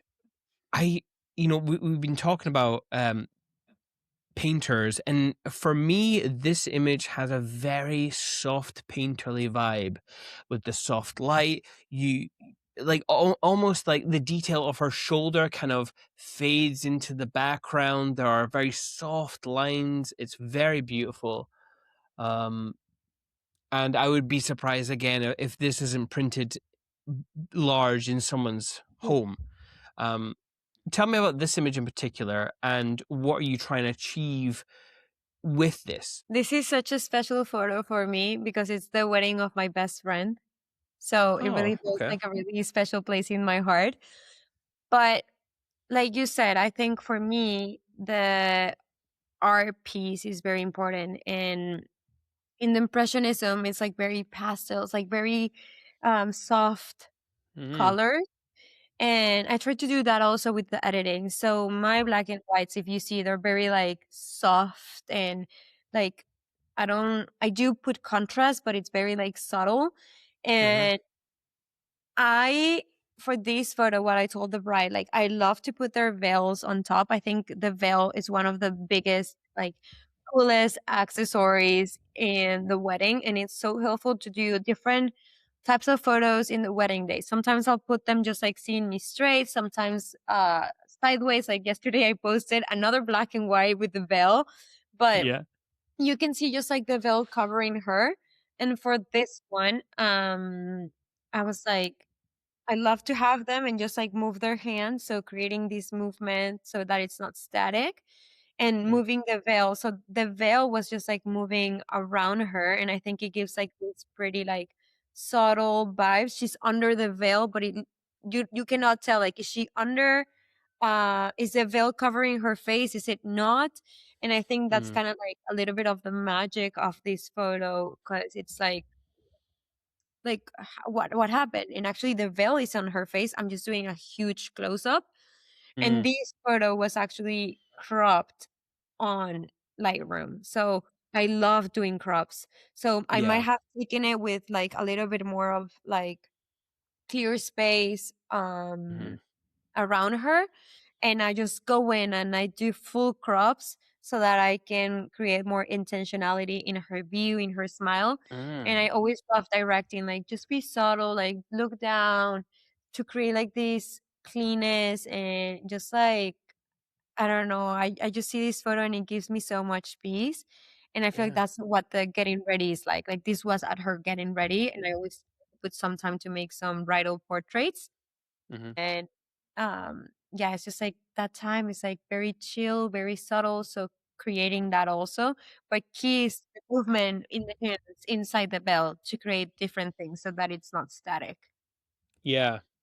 Yeah, and who were we speaking? We were speaking to Igor Demba just the other day, and we were talking about following rules and when to break them. And I feel like someone might take an image like this, and just as you were talking there, I was trying to find the other image. So, and Mm. again, I don't know if this will translate very well to our listeners. No, that's not going to focus. I won't bother. But like the photo that I have here that you referred to is more of a headshot. Mhm. This, you would imagine that the focus point would be her eyes. But in actual fact, you've cut off the top of Yeah. your bride's head, and it just it there seems to be not a focus. It's more of Mhm. a not a visual focus, but more of a focus on feeling. Like I Yeah. get it's so Yeah. peaceful, this image. I think that's something that I try to do a lot with the cropping. People are really scared of cropping. I absolutely adore it. Yeah. Yeah. I don't care. I just go full in. Like Mhm. I don't mind. But with this image, I feel like obviously one of the things that you can do is obviously like, oh, I want the view to go from here all the way to the top and then go Yeah. down and guide them, which is Mhm. amazing. And those are amazing compositions. But sometimes it's about composing with emotion. And I think this image really just like focuses on that. Like not this is in the middle, like just her collarbones. Like that's not Mm. really uh something that I'm like, oh my god, look at the collarbone. Like they're amazing, you know? Yeah. I'm more trying to like for people to focus on the emotion and feel the moment of the bride. And also Mhm. like capture, like I could have said to her, look directly to the light. And I'm having her look the opposite way. So that way Yeah. there was a little bit more of a layered and what's the word in English? Like Like depth? Depth, exactly. That's in English. So there's more depth in the photo than just the sun hitting directly. So you'll see the light where it's like, oh my God, the veil is merging into her face. Like, what's going on?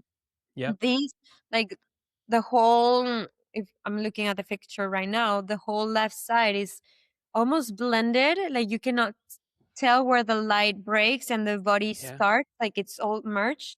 But then as the photo starts going and fading to the left side, you start to see more of that depth and more darker. And that, I feel, is what makes the photo even more interesting. Like, that element of how the light is painting the image. Yeah. And that's probably why I picked this one over some of your other ones. Take, for example, the one that you just posted. You have the bride's face more towards the light.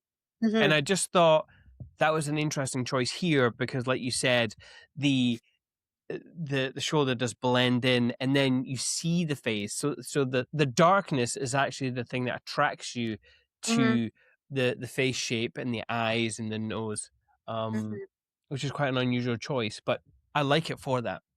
So yeah, beautiful image. Next one, Greg. Talking about vibe again.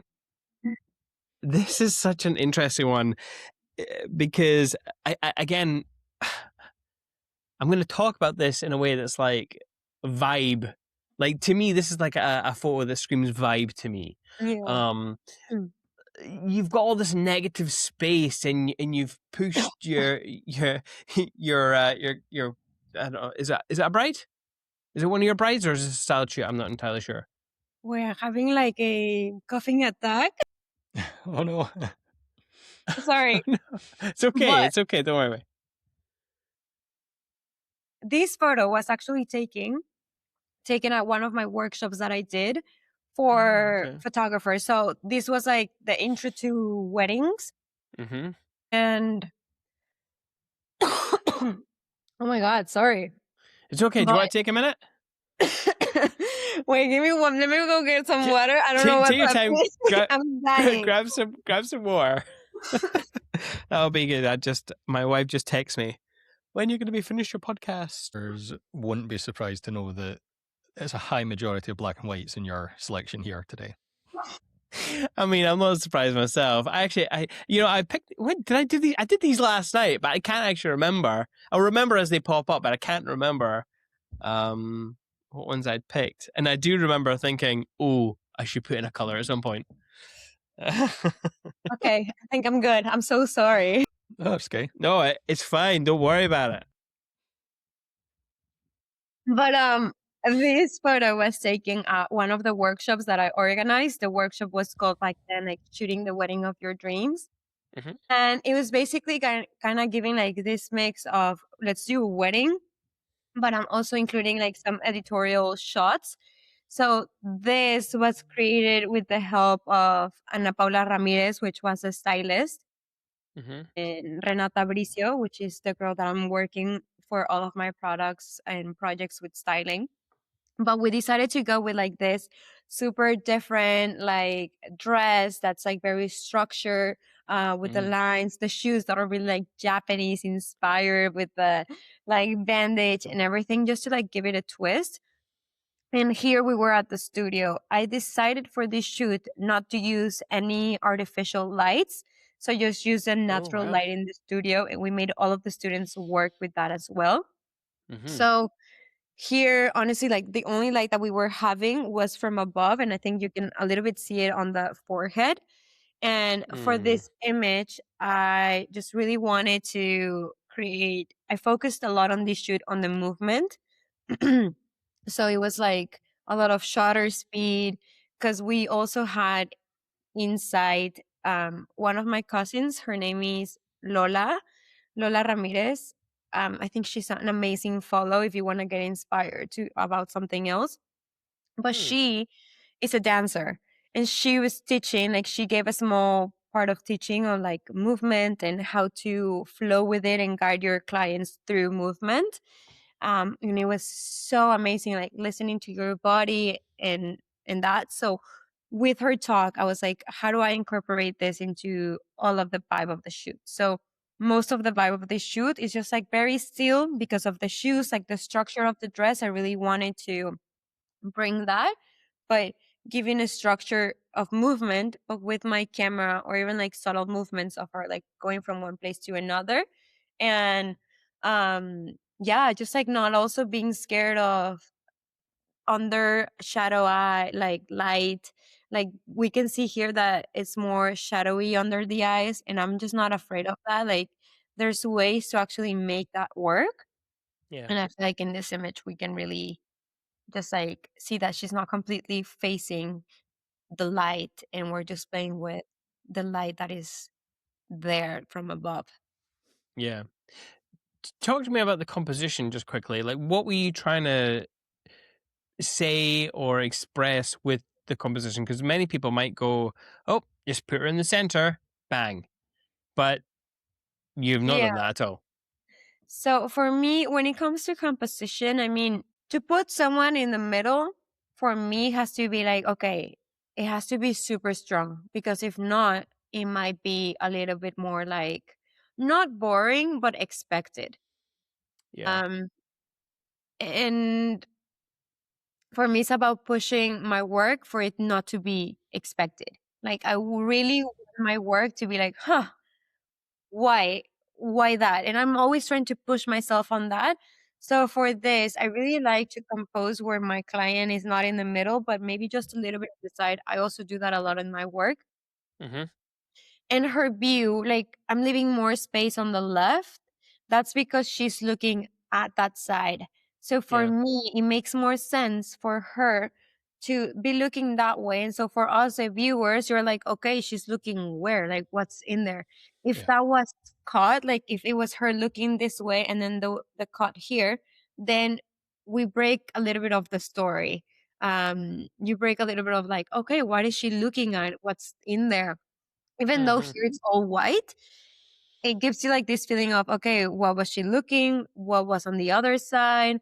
I don't know. And I feel like this is what helps with storytelling in a way, like how from a simple pose, just arms down, legs straight, all of you straight, and just looking one way, how can you make it a little bit more interesting and create a bigger story through that? So that's how I did it, like positioning her on a little bit of one side, creating this blurriness, but also leaving space for her view to follow and get some sort of direction. Mm-hmm. And also it's a little bit more down. Like it's not Yeah. right in the middle. So that as well. I wanted, if the light was coming from above, I wanted to give that feeling, and then of expansion all the way to the top as well. So Mhm. that it felt like she was lost. Kind of, I don't know, it kind of reminds me of like these big boxes where it's all just white and it's infinite, like kind of like the space Mhm. that's infinite. Like there's a million possibilities in this photo that you can imagine, that you can think of. And just like giving that like very clean space, very clean Mhm. background. Um and just let the mind wonder of the infinite possibilities, just like in space. It's just open. It's all black. It's all just in there. So how yeah, just like this kind of compositions can create, yeah, Yeah. just like this wondering of like, okay, why? Mm-hmm. Yeah. Yeah. I love it. Love it. Next image, Greg. Oh, Mhm. okay. So this one is almost the opposite. Is well, it's again, it's kind of as the first image, crop. Well, Mhm. I'm going to say crop. I'm Yeah. not. I don't want to assume a crop, but it's very tight in on two faces. I actually really like this. Again, it's such an interesting either editing in post crop or you've gone in tight with your lens. But it's such an intimate Yeah. image that you've created here, and I really love. I love the points in which you have cropped the faces off, because they're almost identical on both sides. So it's like they're almost making one face, but obviously they're two faces together. And the skin tones are beautiful. Again, very soft with the light. Tell me about this shot. Why did you So make it? this shot was actually at the ephemeral retreat with Anna. Okay. And it was when I saw this couple at the beginning, I was so like in love with them. One, they had a beautiful connection, but they were complete opposites, you know, like she was red haired, he had black hair. She's like freckles, green eyes. He didn't have any freckles. He had like dark brown eyes. Like their skin colors are completely different. Mm. And it just felt like kind of like these two different worlds, different people, but connected, creating one. And I absolutely adore that. Like their connection was just beyond. It just, I don't know, when they were so goofy, they were so like into each other, like very close all the time. This photo was not this closed up. I'm actually like, I feel like when we have like having a camera in front of you, it's very weird. But having it like this close up would be super intimidating. So again, I took it where the two faces were shown completely, and I just went in the editing for the crop, and this is what I got, and I wanted to work just with that like symmetry to showcase like opposites are really attracting, complementing, creating one. But when I grew up in Mexico, Mexican culture is mostly about the man having like not more power per se, but the girl is like maybe sometimes more at home. The guy is the one that provides, the guy is the one that works, the guy is the one that makes a decision about like where you can spend, where you can do things like that. I mean, obviously not, things have changed throughout the years, but I still see that a lot. And obviously there's nothing wrong with wanting to be at home and wanting to be like that with your partner. I feel like if that's what you love, that's amazing. But for me, that was something that I didn't want. I was searching a relationship where we could be a team at home, financially, in the house, Yeah. just like literally everywhere. And I wanted to really bring that side of my story into this photo, like how they're both equal, how they're both one, like they're both two individuals, but creating one person together, one love, one story. So that's why I focused a lot on the symmetry when cropping and kind of doing the same. Like his eyebrow is showing as much as hers. The noses I really went in with the brush to like bring on a little bit more of the light in where the light was at, and bring the darkness where there was darkness. So to bring more depth to the photo as well, and to make it a lot more interesting. And just like the way that they were looking at me, it's just like I felt like it was kind of like the way that they are looking at each other and are exploring the world together.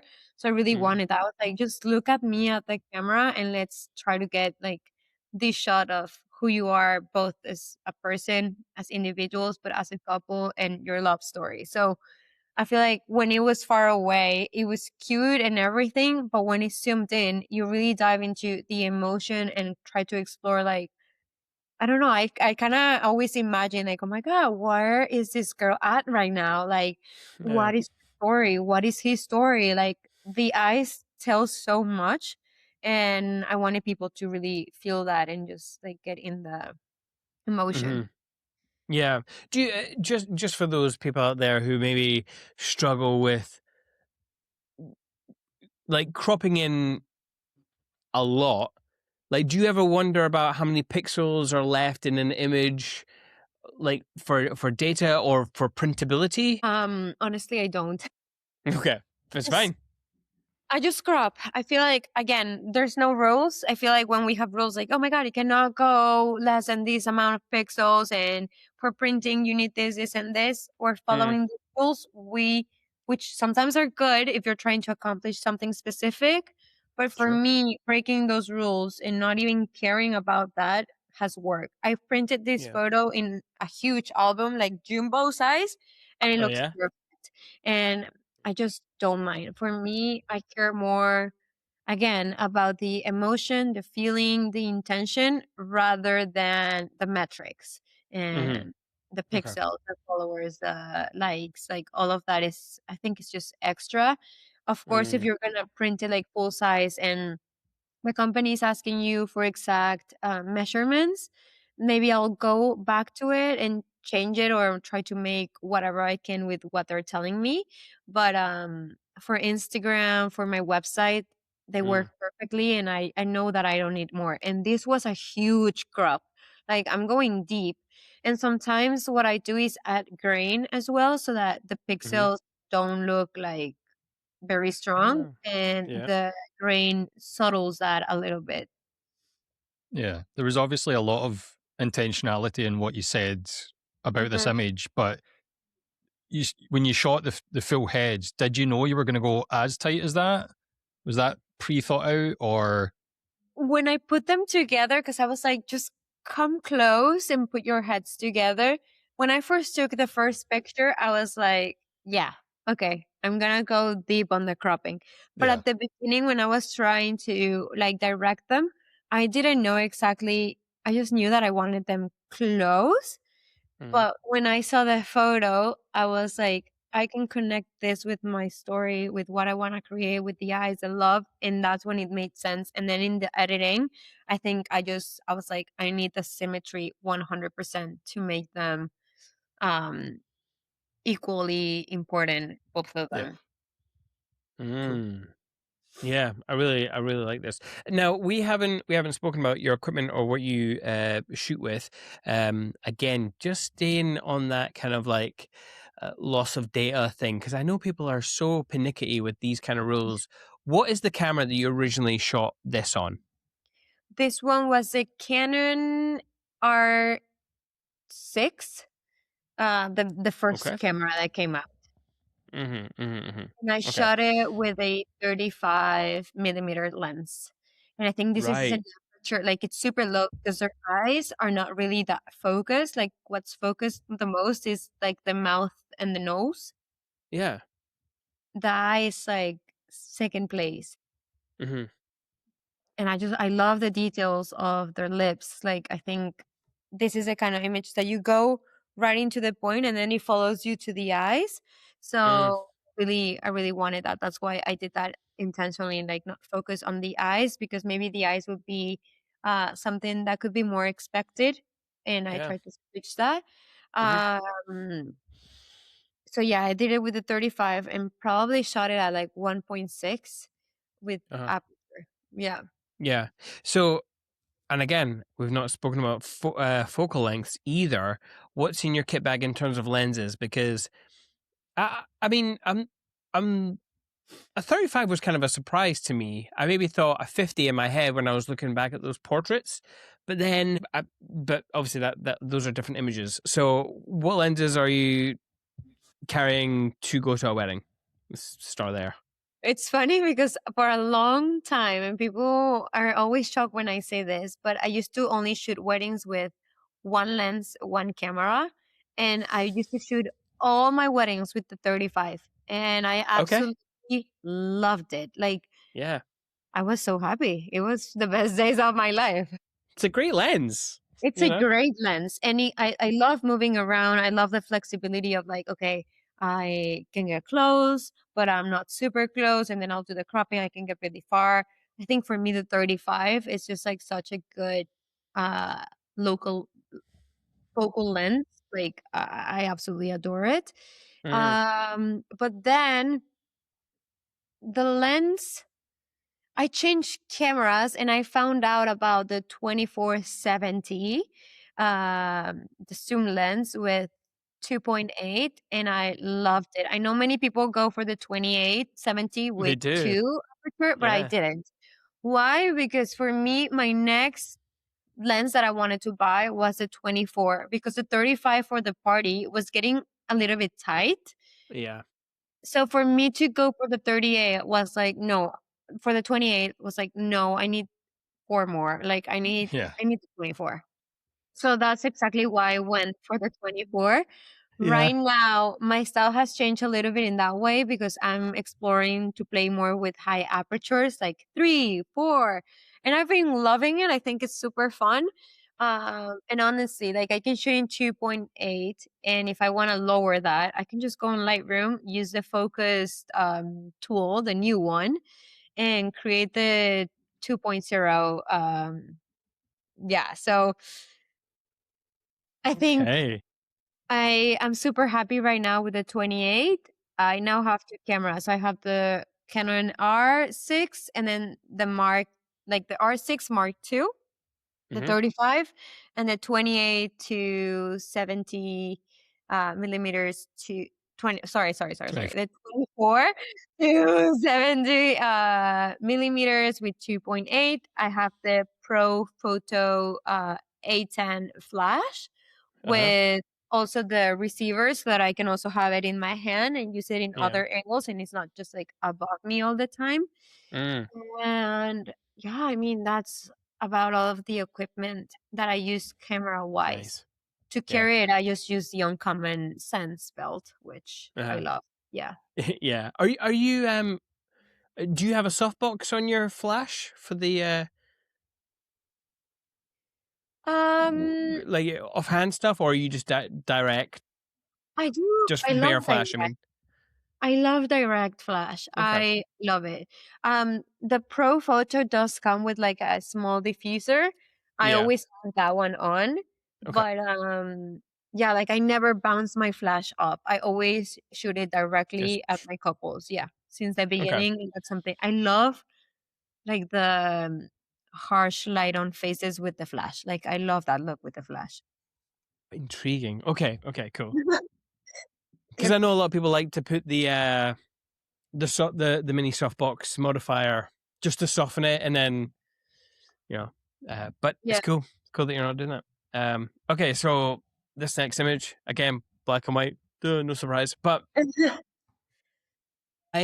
throughout your gallery, I'm seeing compositions that you don't tend to find in a lot of wedding suppliers' galleries, and that was quite refreshing to me as someone who looks at quite a lot of galleries. But this one, there was almost like a street kind of photography vibe here, and I know you are obviously in the street, but it wasn't that because you really can't tell too much. And I mean, I'm looking at an image. It's interesting because when I pick an image, I see it a lot larger. But when Greg puts it up on this small screen, it's like the size of my fingernail. So I can see it a little bit differently. So all I'm seeing now are shapes and stuff. I can't even see where's in focus, which is quite interesting to me. But it's the whole. It's almost like a street album cover to me with that face, and it's almost like his gaze in that kind of like arch. Like that's what I'm thinking of. He's looking at the bride really, really, and it's just perfectly framing her in what is here to me soft gradients with that line. So I really like it. It's the use of negative space and shapes. Yeah, tell me about this image. Why did you create it? So this photo was super intentional with all Okay. of that. What you said, I loved it because it was actually everything that I thought of when I was taking this photo. So Yes. one of the things that I really love doing in my work is creating with layers. And with those layers, I mean, working with my own clients to create like different bases, like layers of the image. So for me, my first layer was him, the second one was the architecture, and then she was the third layer, and then the background, right? And I think that when we're playing with the subjects, layering, it makes, I don't know. I found like my favorite compositions are often these ones. I use it a lot, for example, like the first look, when a bride is gonna be seeing her dad for the first time, like, or things like that. I always try to get this layering because it makes the photo a lot more interesting. It would be way different if I put them, like if I were to be in the middle of them in the back and just shot them in the middle rather than Yeah. in here. And for here, I wanted specifically like this arch to hit on his hair and not on the forehead so that I wasn't cutting his face. but then him looking directly at her, and then her with her arm like this, she's following the shape of the Yeah. architecture. She's bending a little bit, and it's like her trying to connect with him. So his signal to her is the eyes, and her signal to him it's the arm, like reaching out for, like giving him the hand to come over and be together. Yeah. So that was kind of like the storytelling behind what I wanted to do with this composition. And also, like, the architecture is very dark. Mm. Or is the light is coming on the wall, but not on the arch. So if I were to put him in there, it would have a completely different feeling because he wouldn't be showing as much as she is with the white. Her white dress is really bringing that pop into the picture. So the whole photo feels a little bit darker, um, more moody, and then you see her and it's like the light, and then it brings you to the wall with the lighting, a bit more bright. So that was also like a huge element on like why I chose her to be in the wall and not him. Mm. And it's something that I encourage a lot, like focus Yeah. on what the color is, what the shades are, and if the girl or the guy is gonna stand more, or whoever your subject is, then put that person in there. Is this a real couple? Like from a real wedding, I should say. Is this a wedding image from a portrait session? No, this was No. actually Okay. another photo that we took at a content retreat that I organized in Mexico last 2 Novembers ago. Mm-hmm. Yeah, not this year, the past year. Okay. And it was so fun because we sourced this couple, we sourced the dress. The dress is from this designer that's called ABL studio. He's in Monterrey. He's super talented.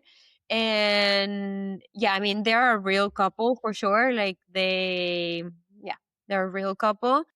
Mm-hmm. And we were just like playing with them, and I was teaching them a little bit like how I shoot, how I get like different compositions, which is a little bit of what we're gonna be doing in Thrive in the D-Day.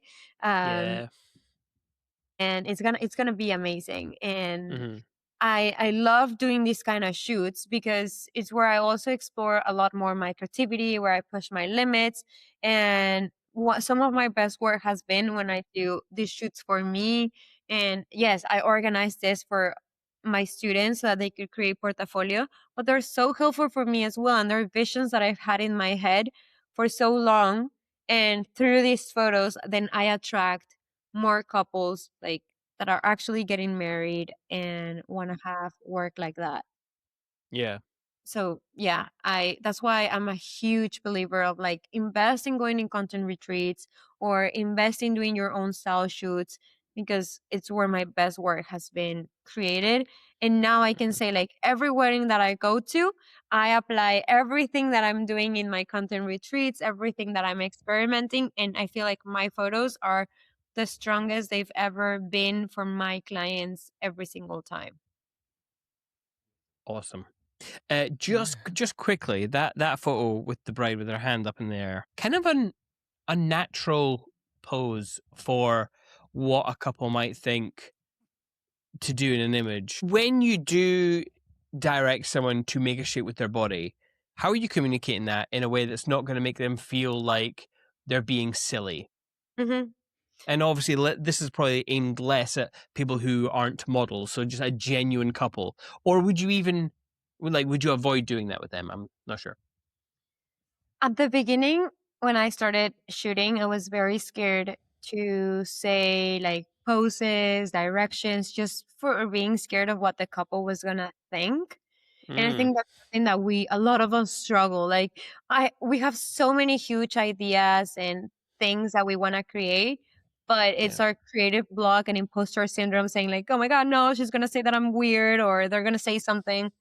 And I feel like the more, like, again, the no, you already have it. And I feel like the more you explain it to the client, the easiest it will be for them. Mm-hmm. For these type of poses, I do it first. And I'm like, hey, I'm having this vision. I love the form of the arc. I want you to like lay in the arc and then bring one hand.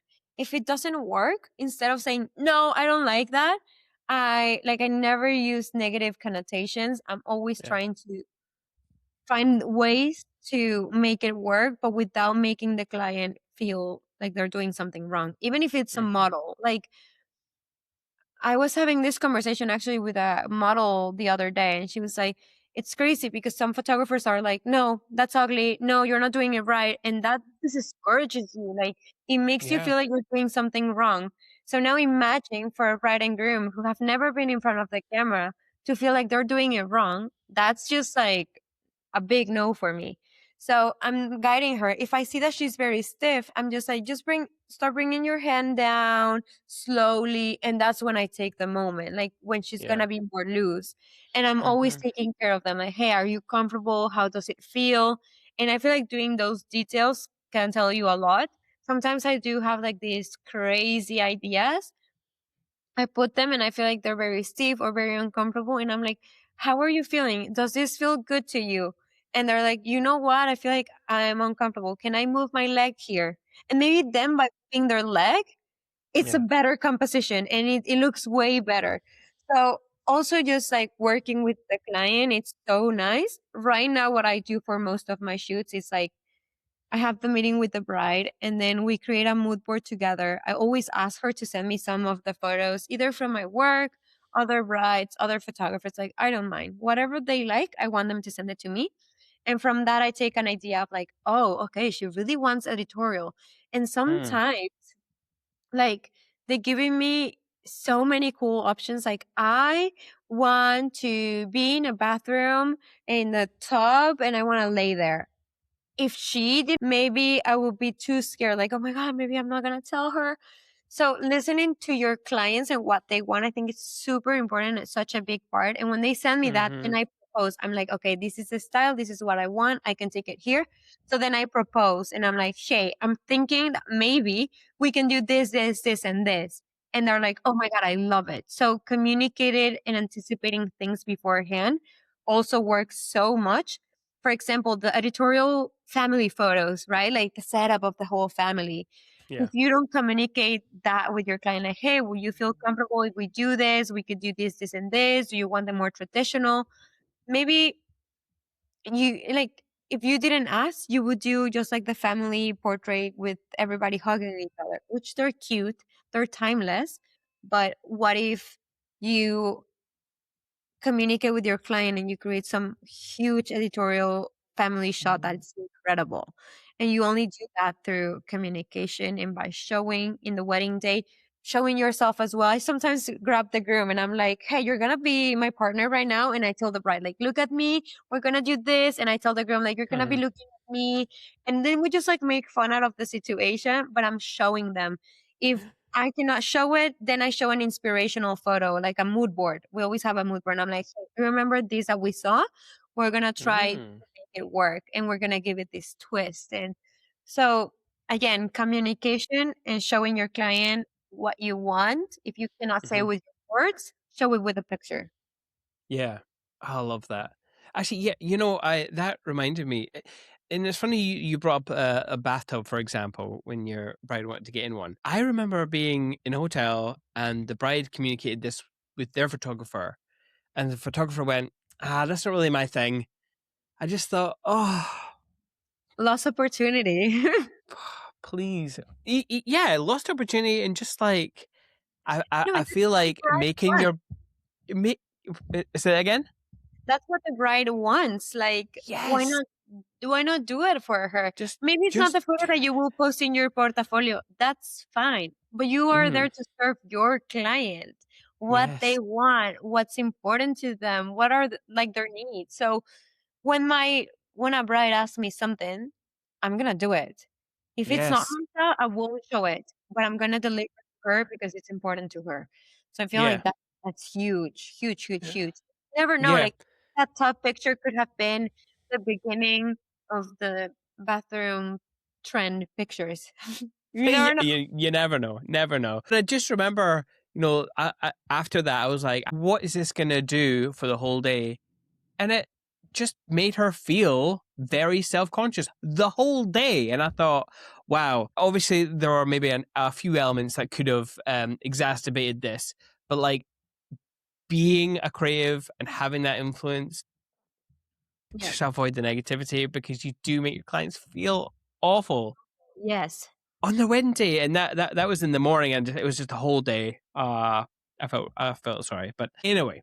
And there's so many things that you can change that up. Like if something is not working, avoid the negative things and just switch it. Like, oh my God, I love it, even though you didn't.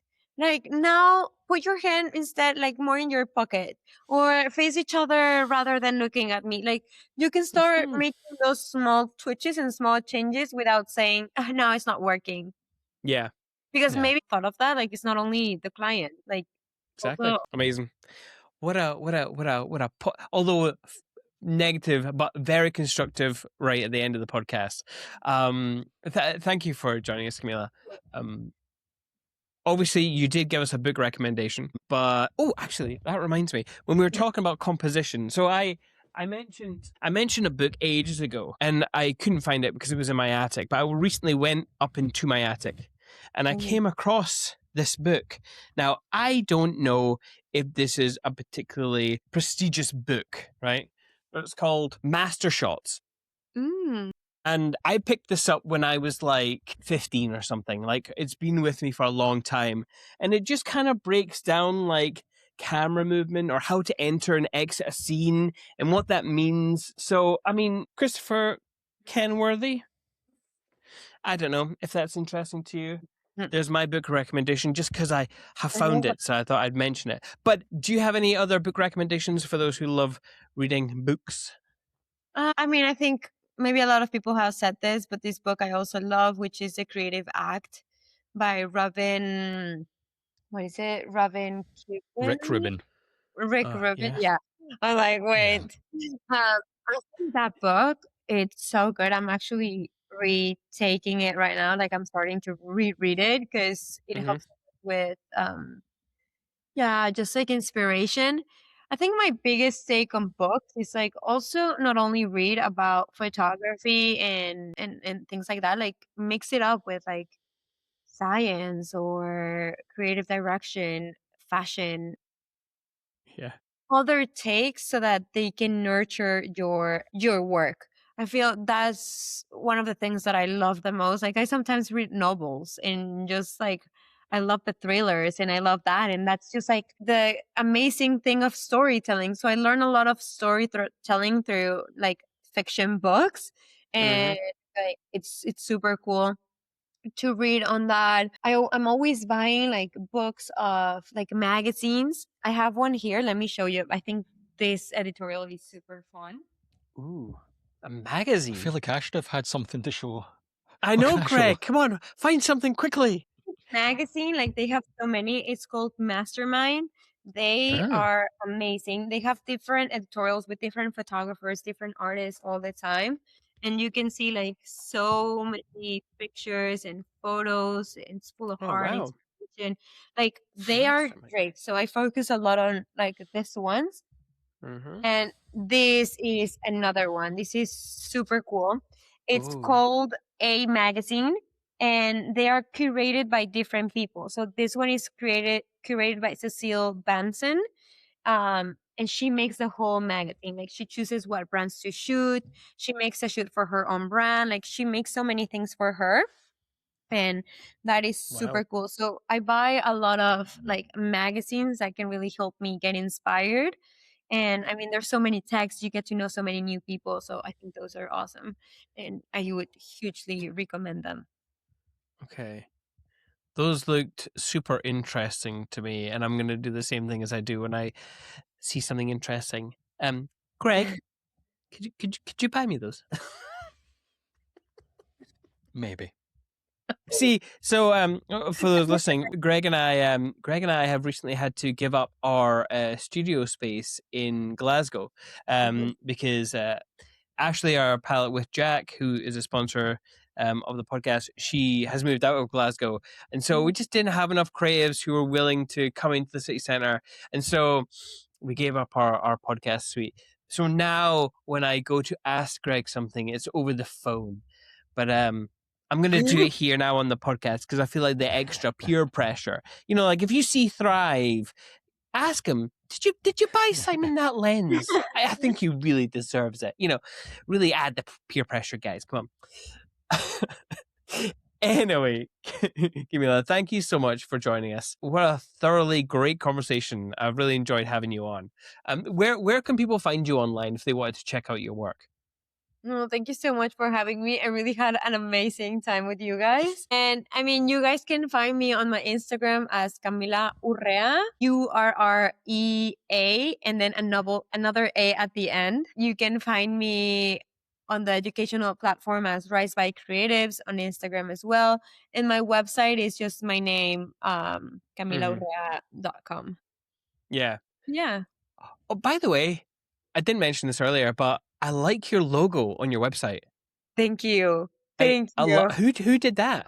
Obsessed with it. I'm obsessed with it. I wanted something that felt like a part of like the painting, and like, I didn't want a logo to feel like the straight line, which is what I used to have, and I loved it before, but right now I feel like I was just growing out of it. And this girl, her name is Joanna Sarkin. She's from Mexico City. She created it for me, and she created it for me because I'm launching a book of my work. Hopefully, What? I mean, it's on printing. I forgot to tell you Okay. that. Wow. It's now in printing, but we created that logo for the book, and I just loved it so much that I was like, nah, it's coming into my brand like right now. That Yeah. is so Can cool. definitely picture it on the cover of a book. Yeah, Like, yeah. Yes. Yeah, it's really cool. Awesome. So definitely go check our portfolio. Go check out that logo as well. And that would have been a good one to put on the book recommendation when it comes out. Your own book. God Yeah, damn. see when it comes out. Yeah, So please you can do. go Nice. support me. Yes, we'll support you. Don't worry. People can find us at perspectivebycinemate.com or Instagram at perspectivebycinemate. And do get ready for Thrive, which is happening on the 10th and 11th of March, returning to the incredible Imagine X at Yotel in Edinburgh. I don't know officially if it's called Thrive X, but that's what we've been calling it. Is it Thrive X, Greg? No.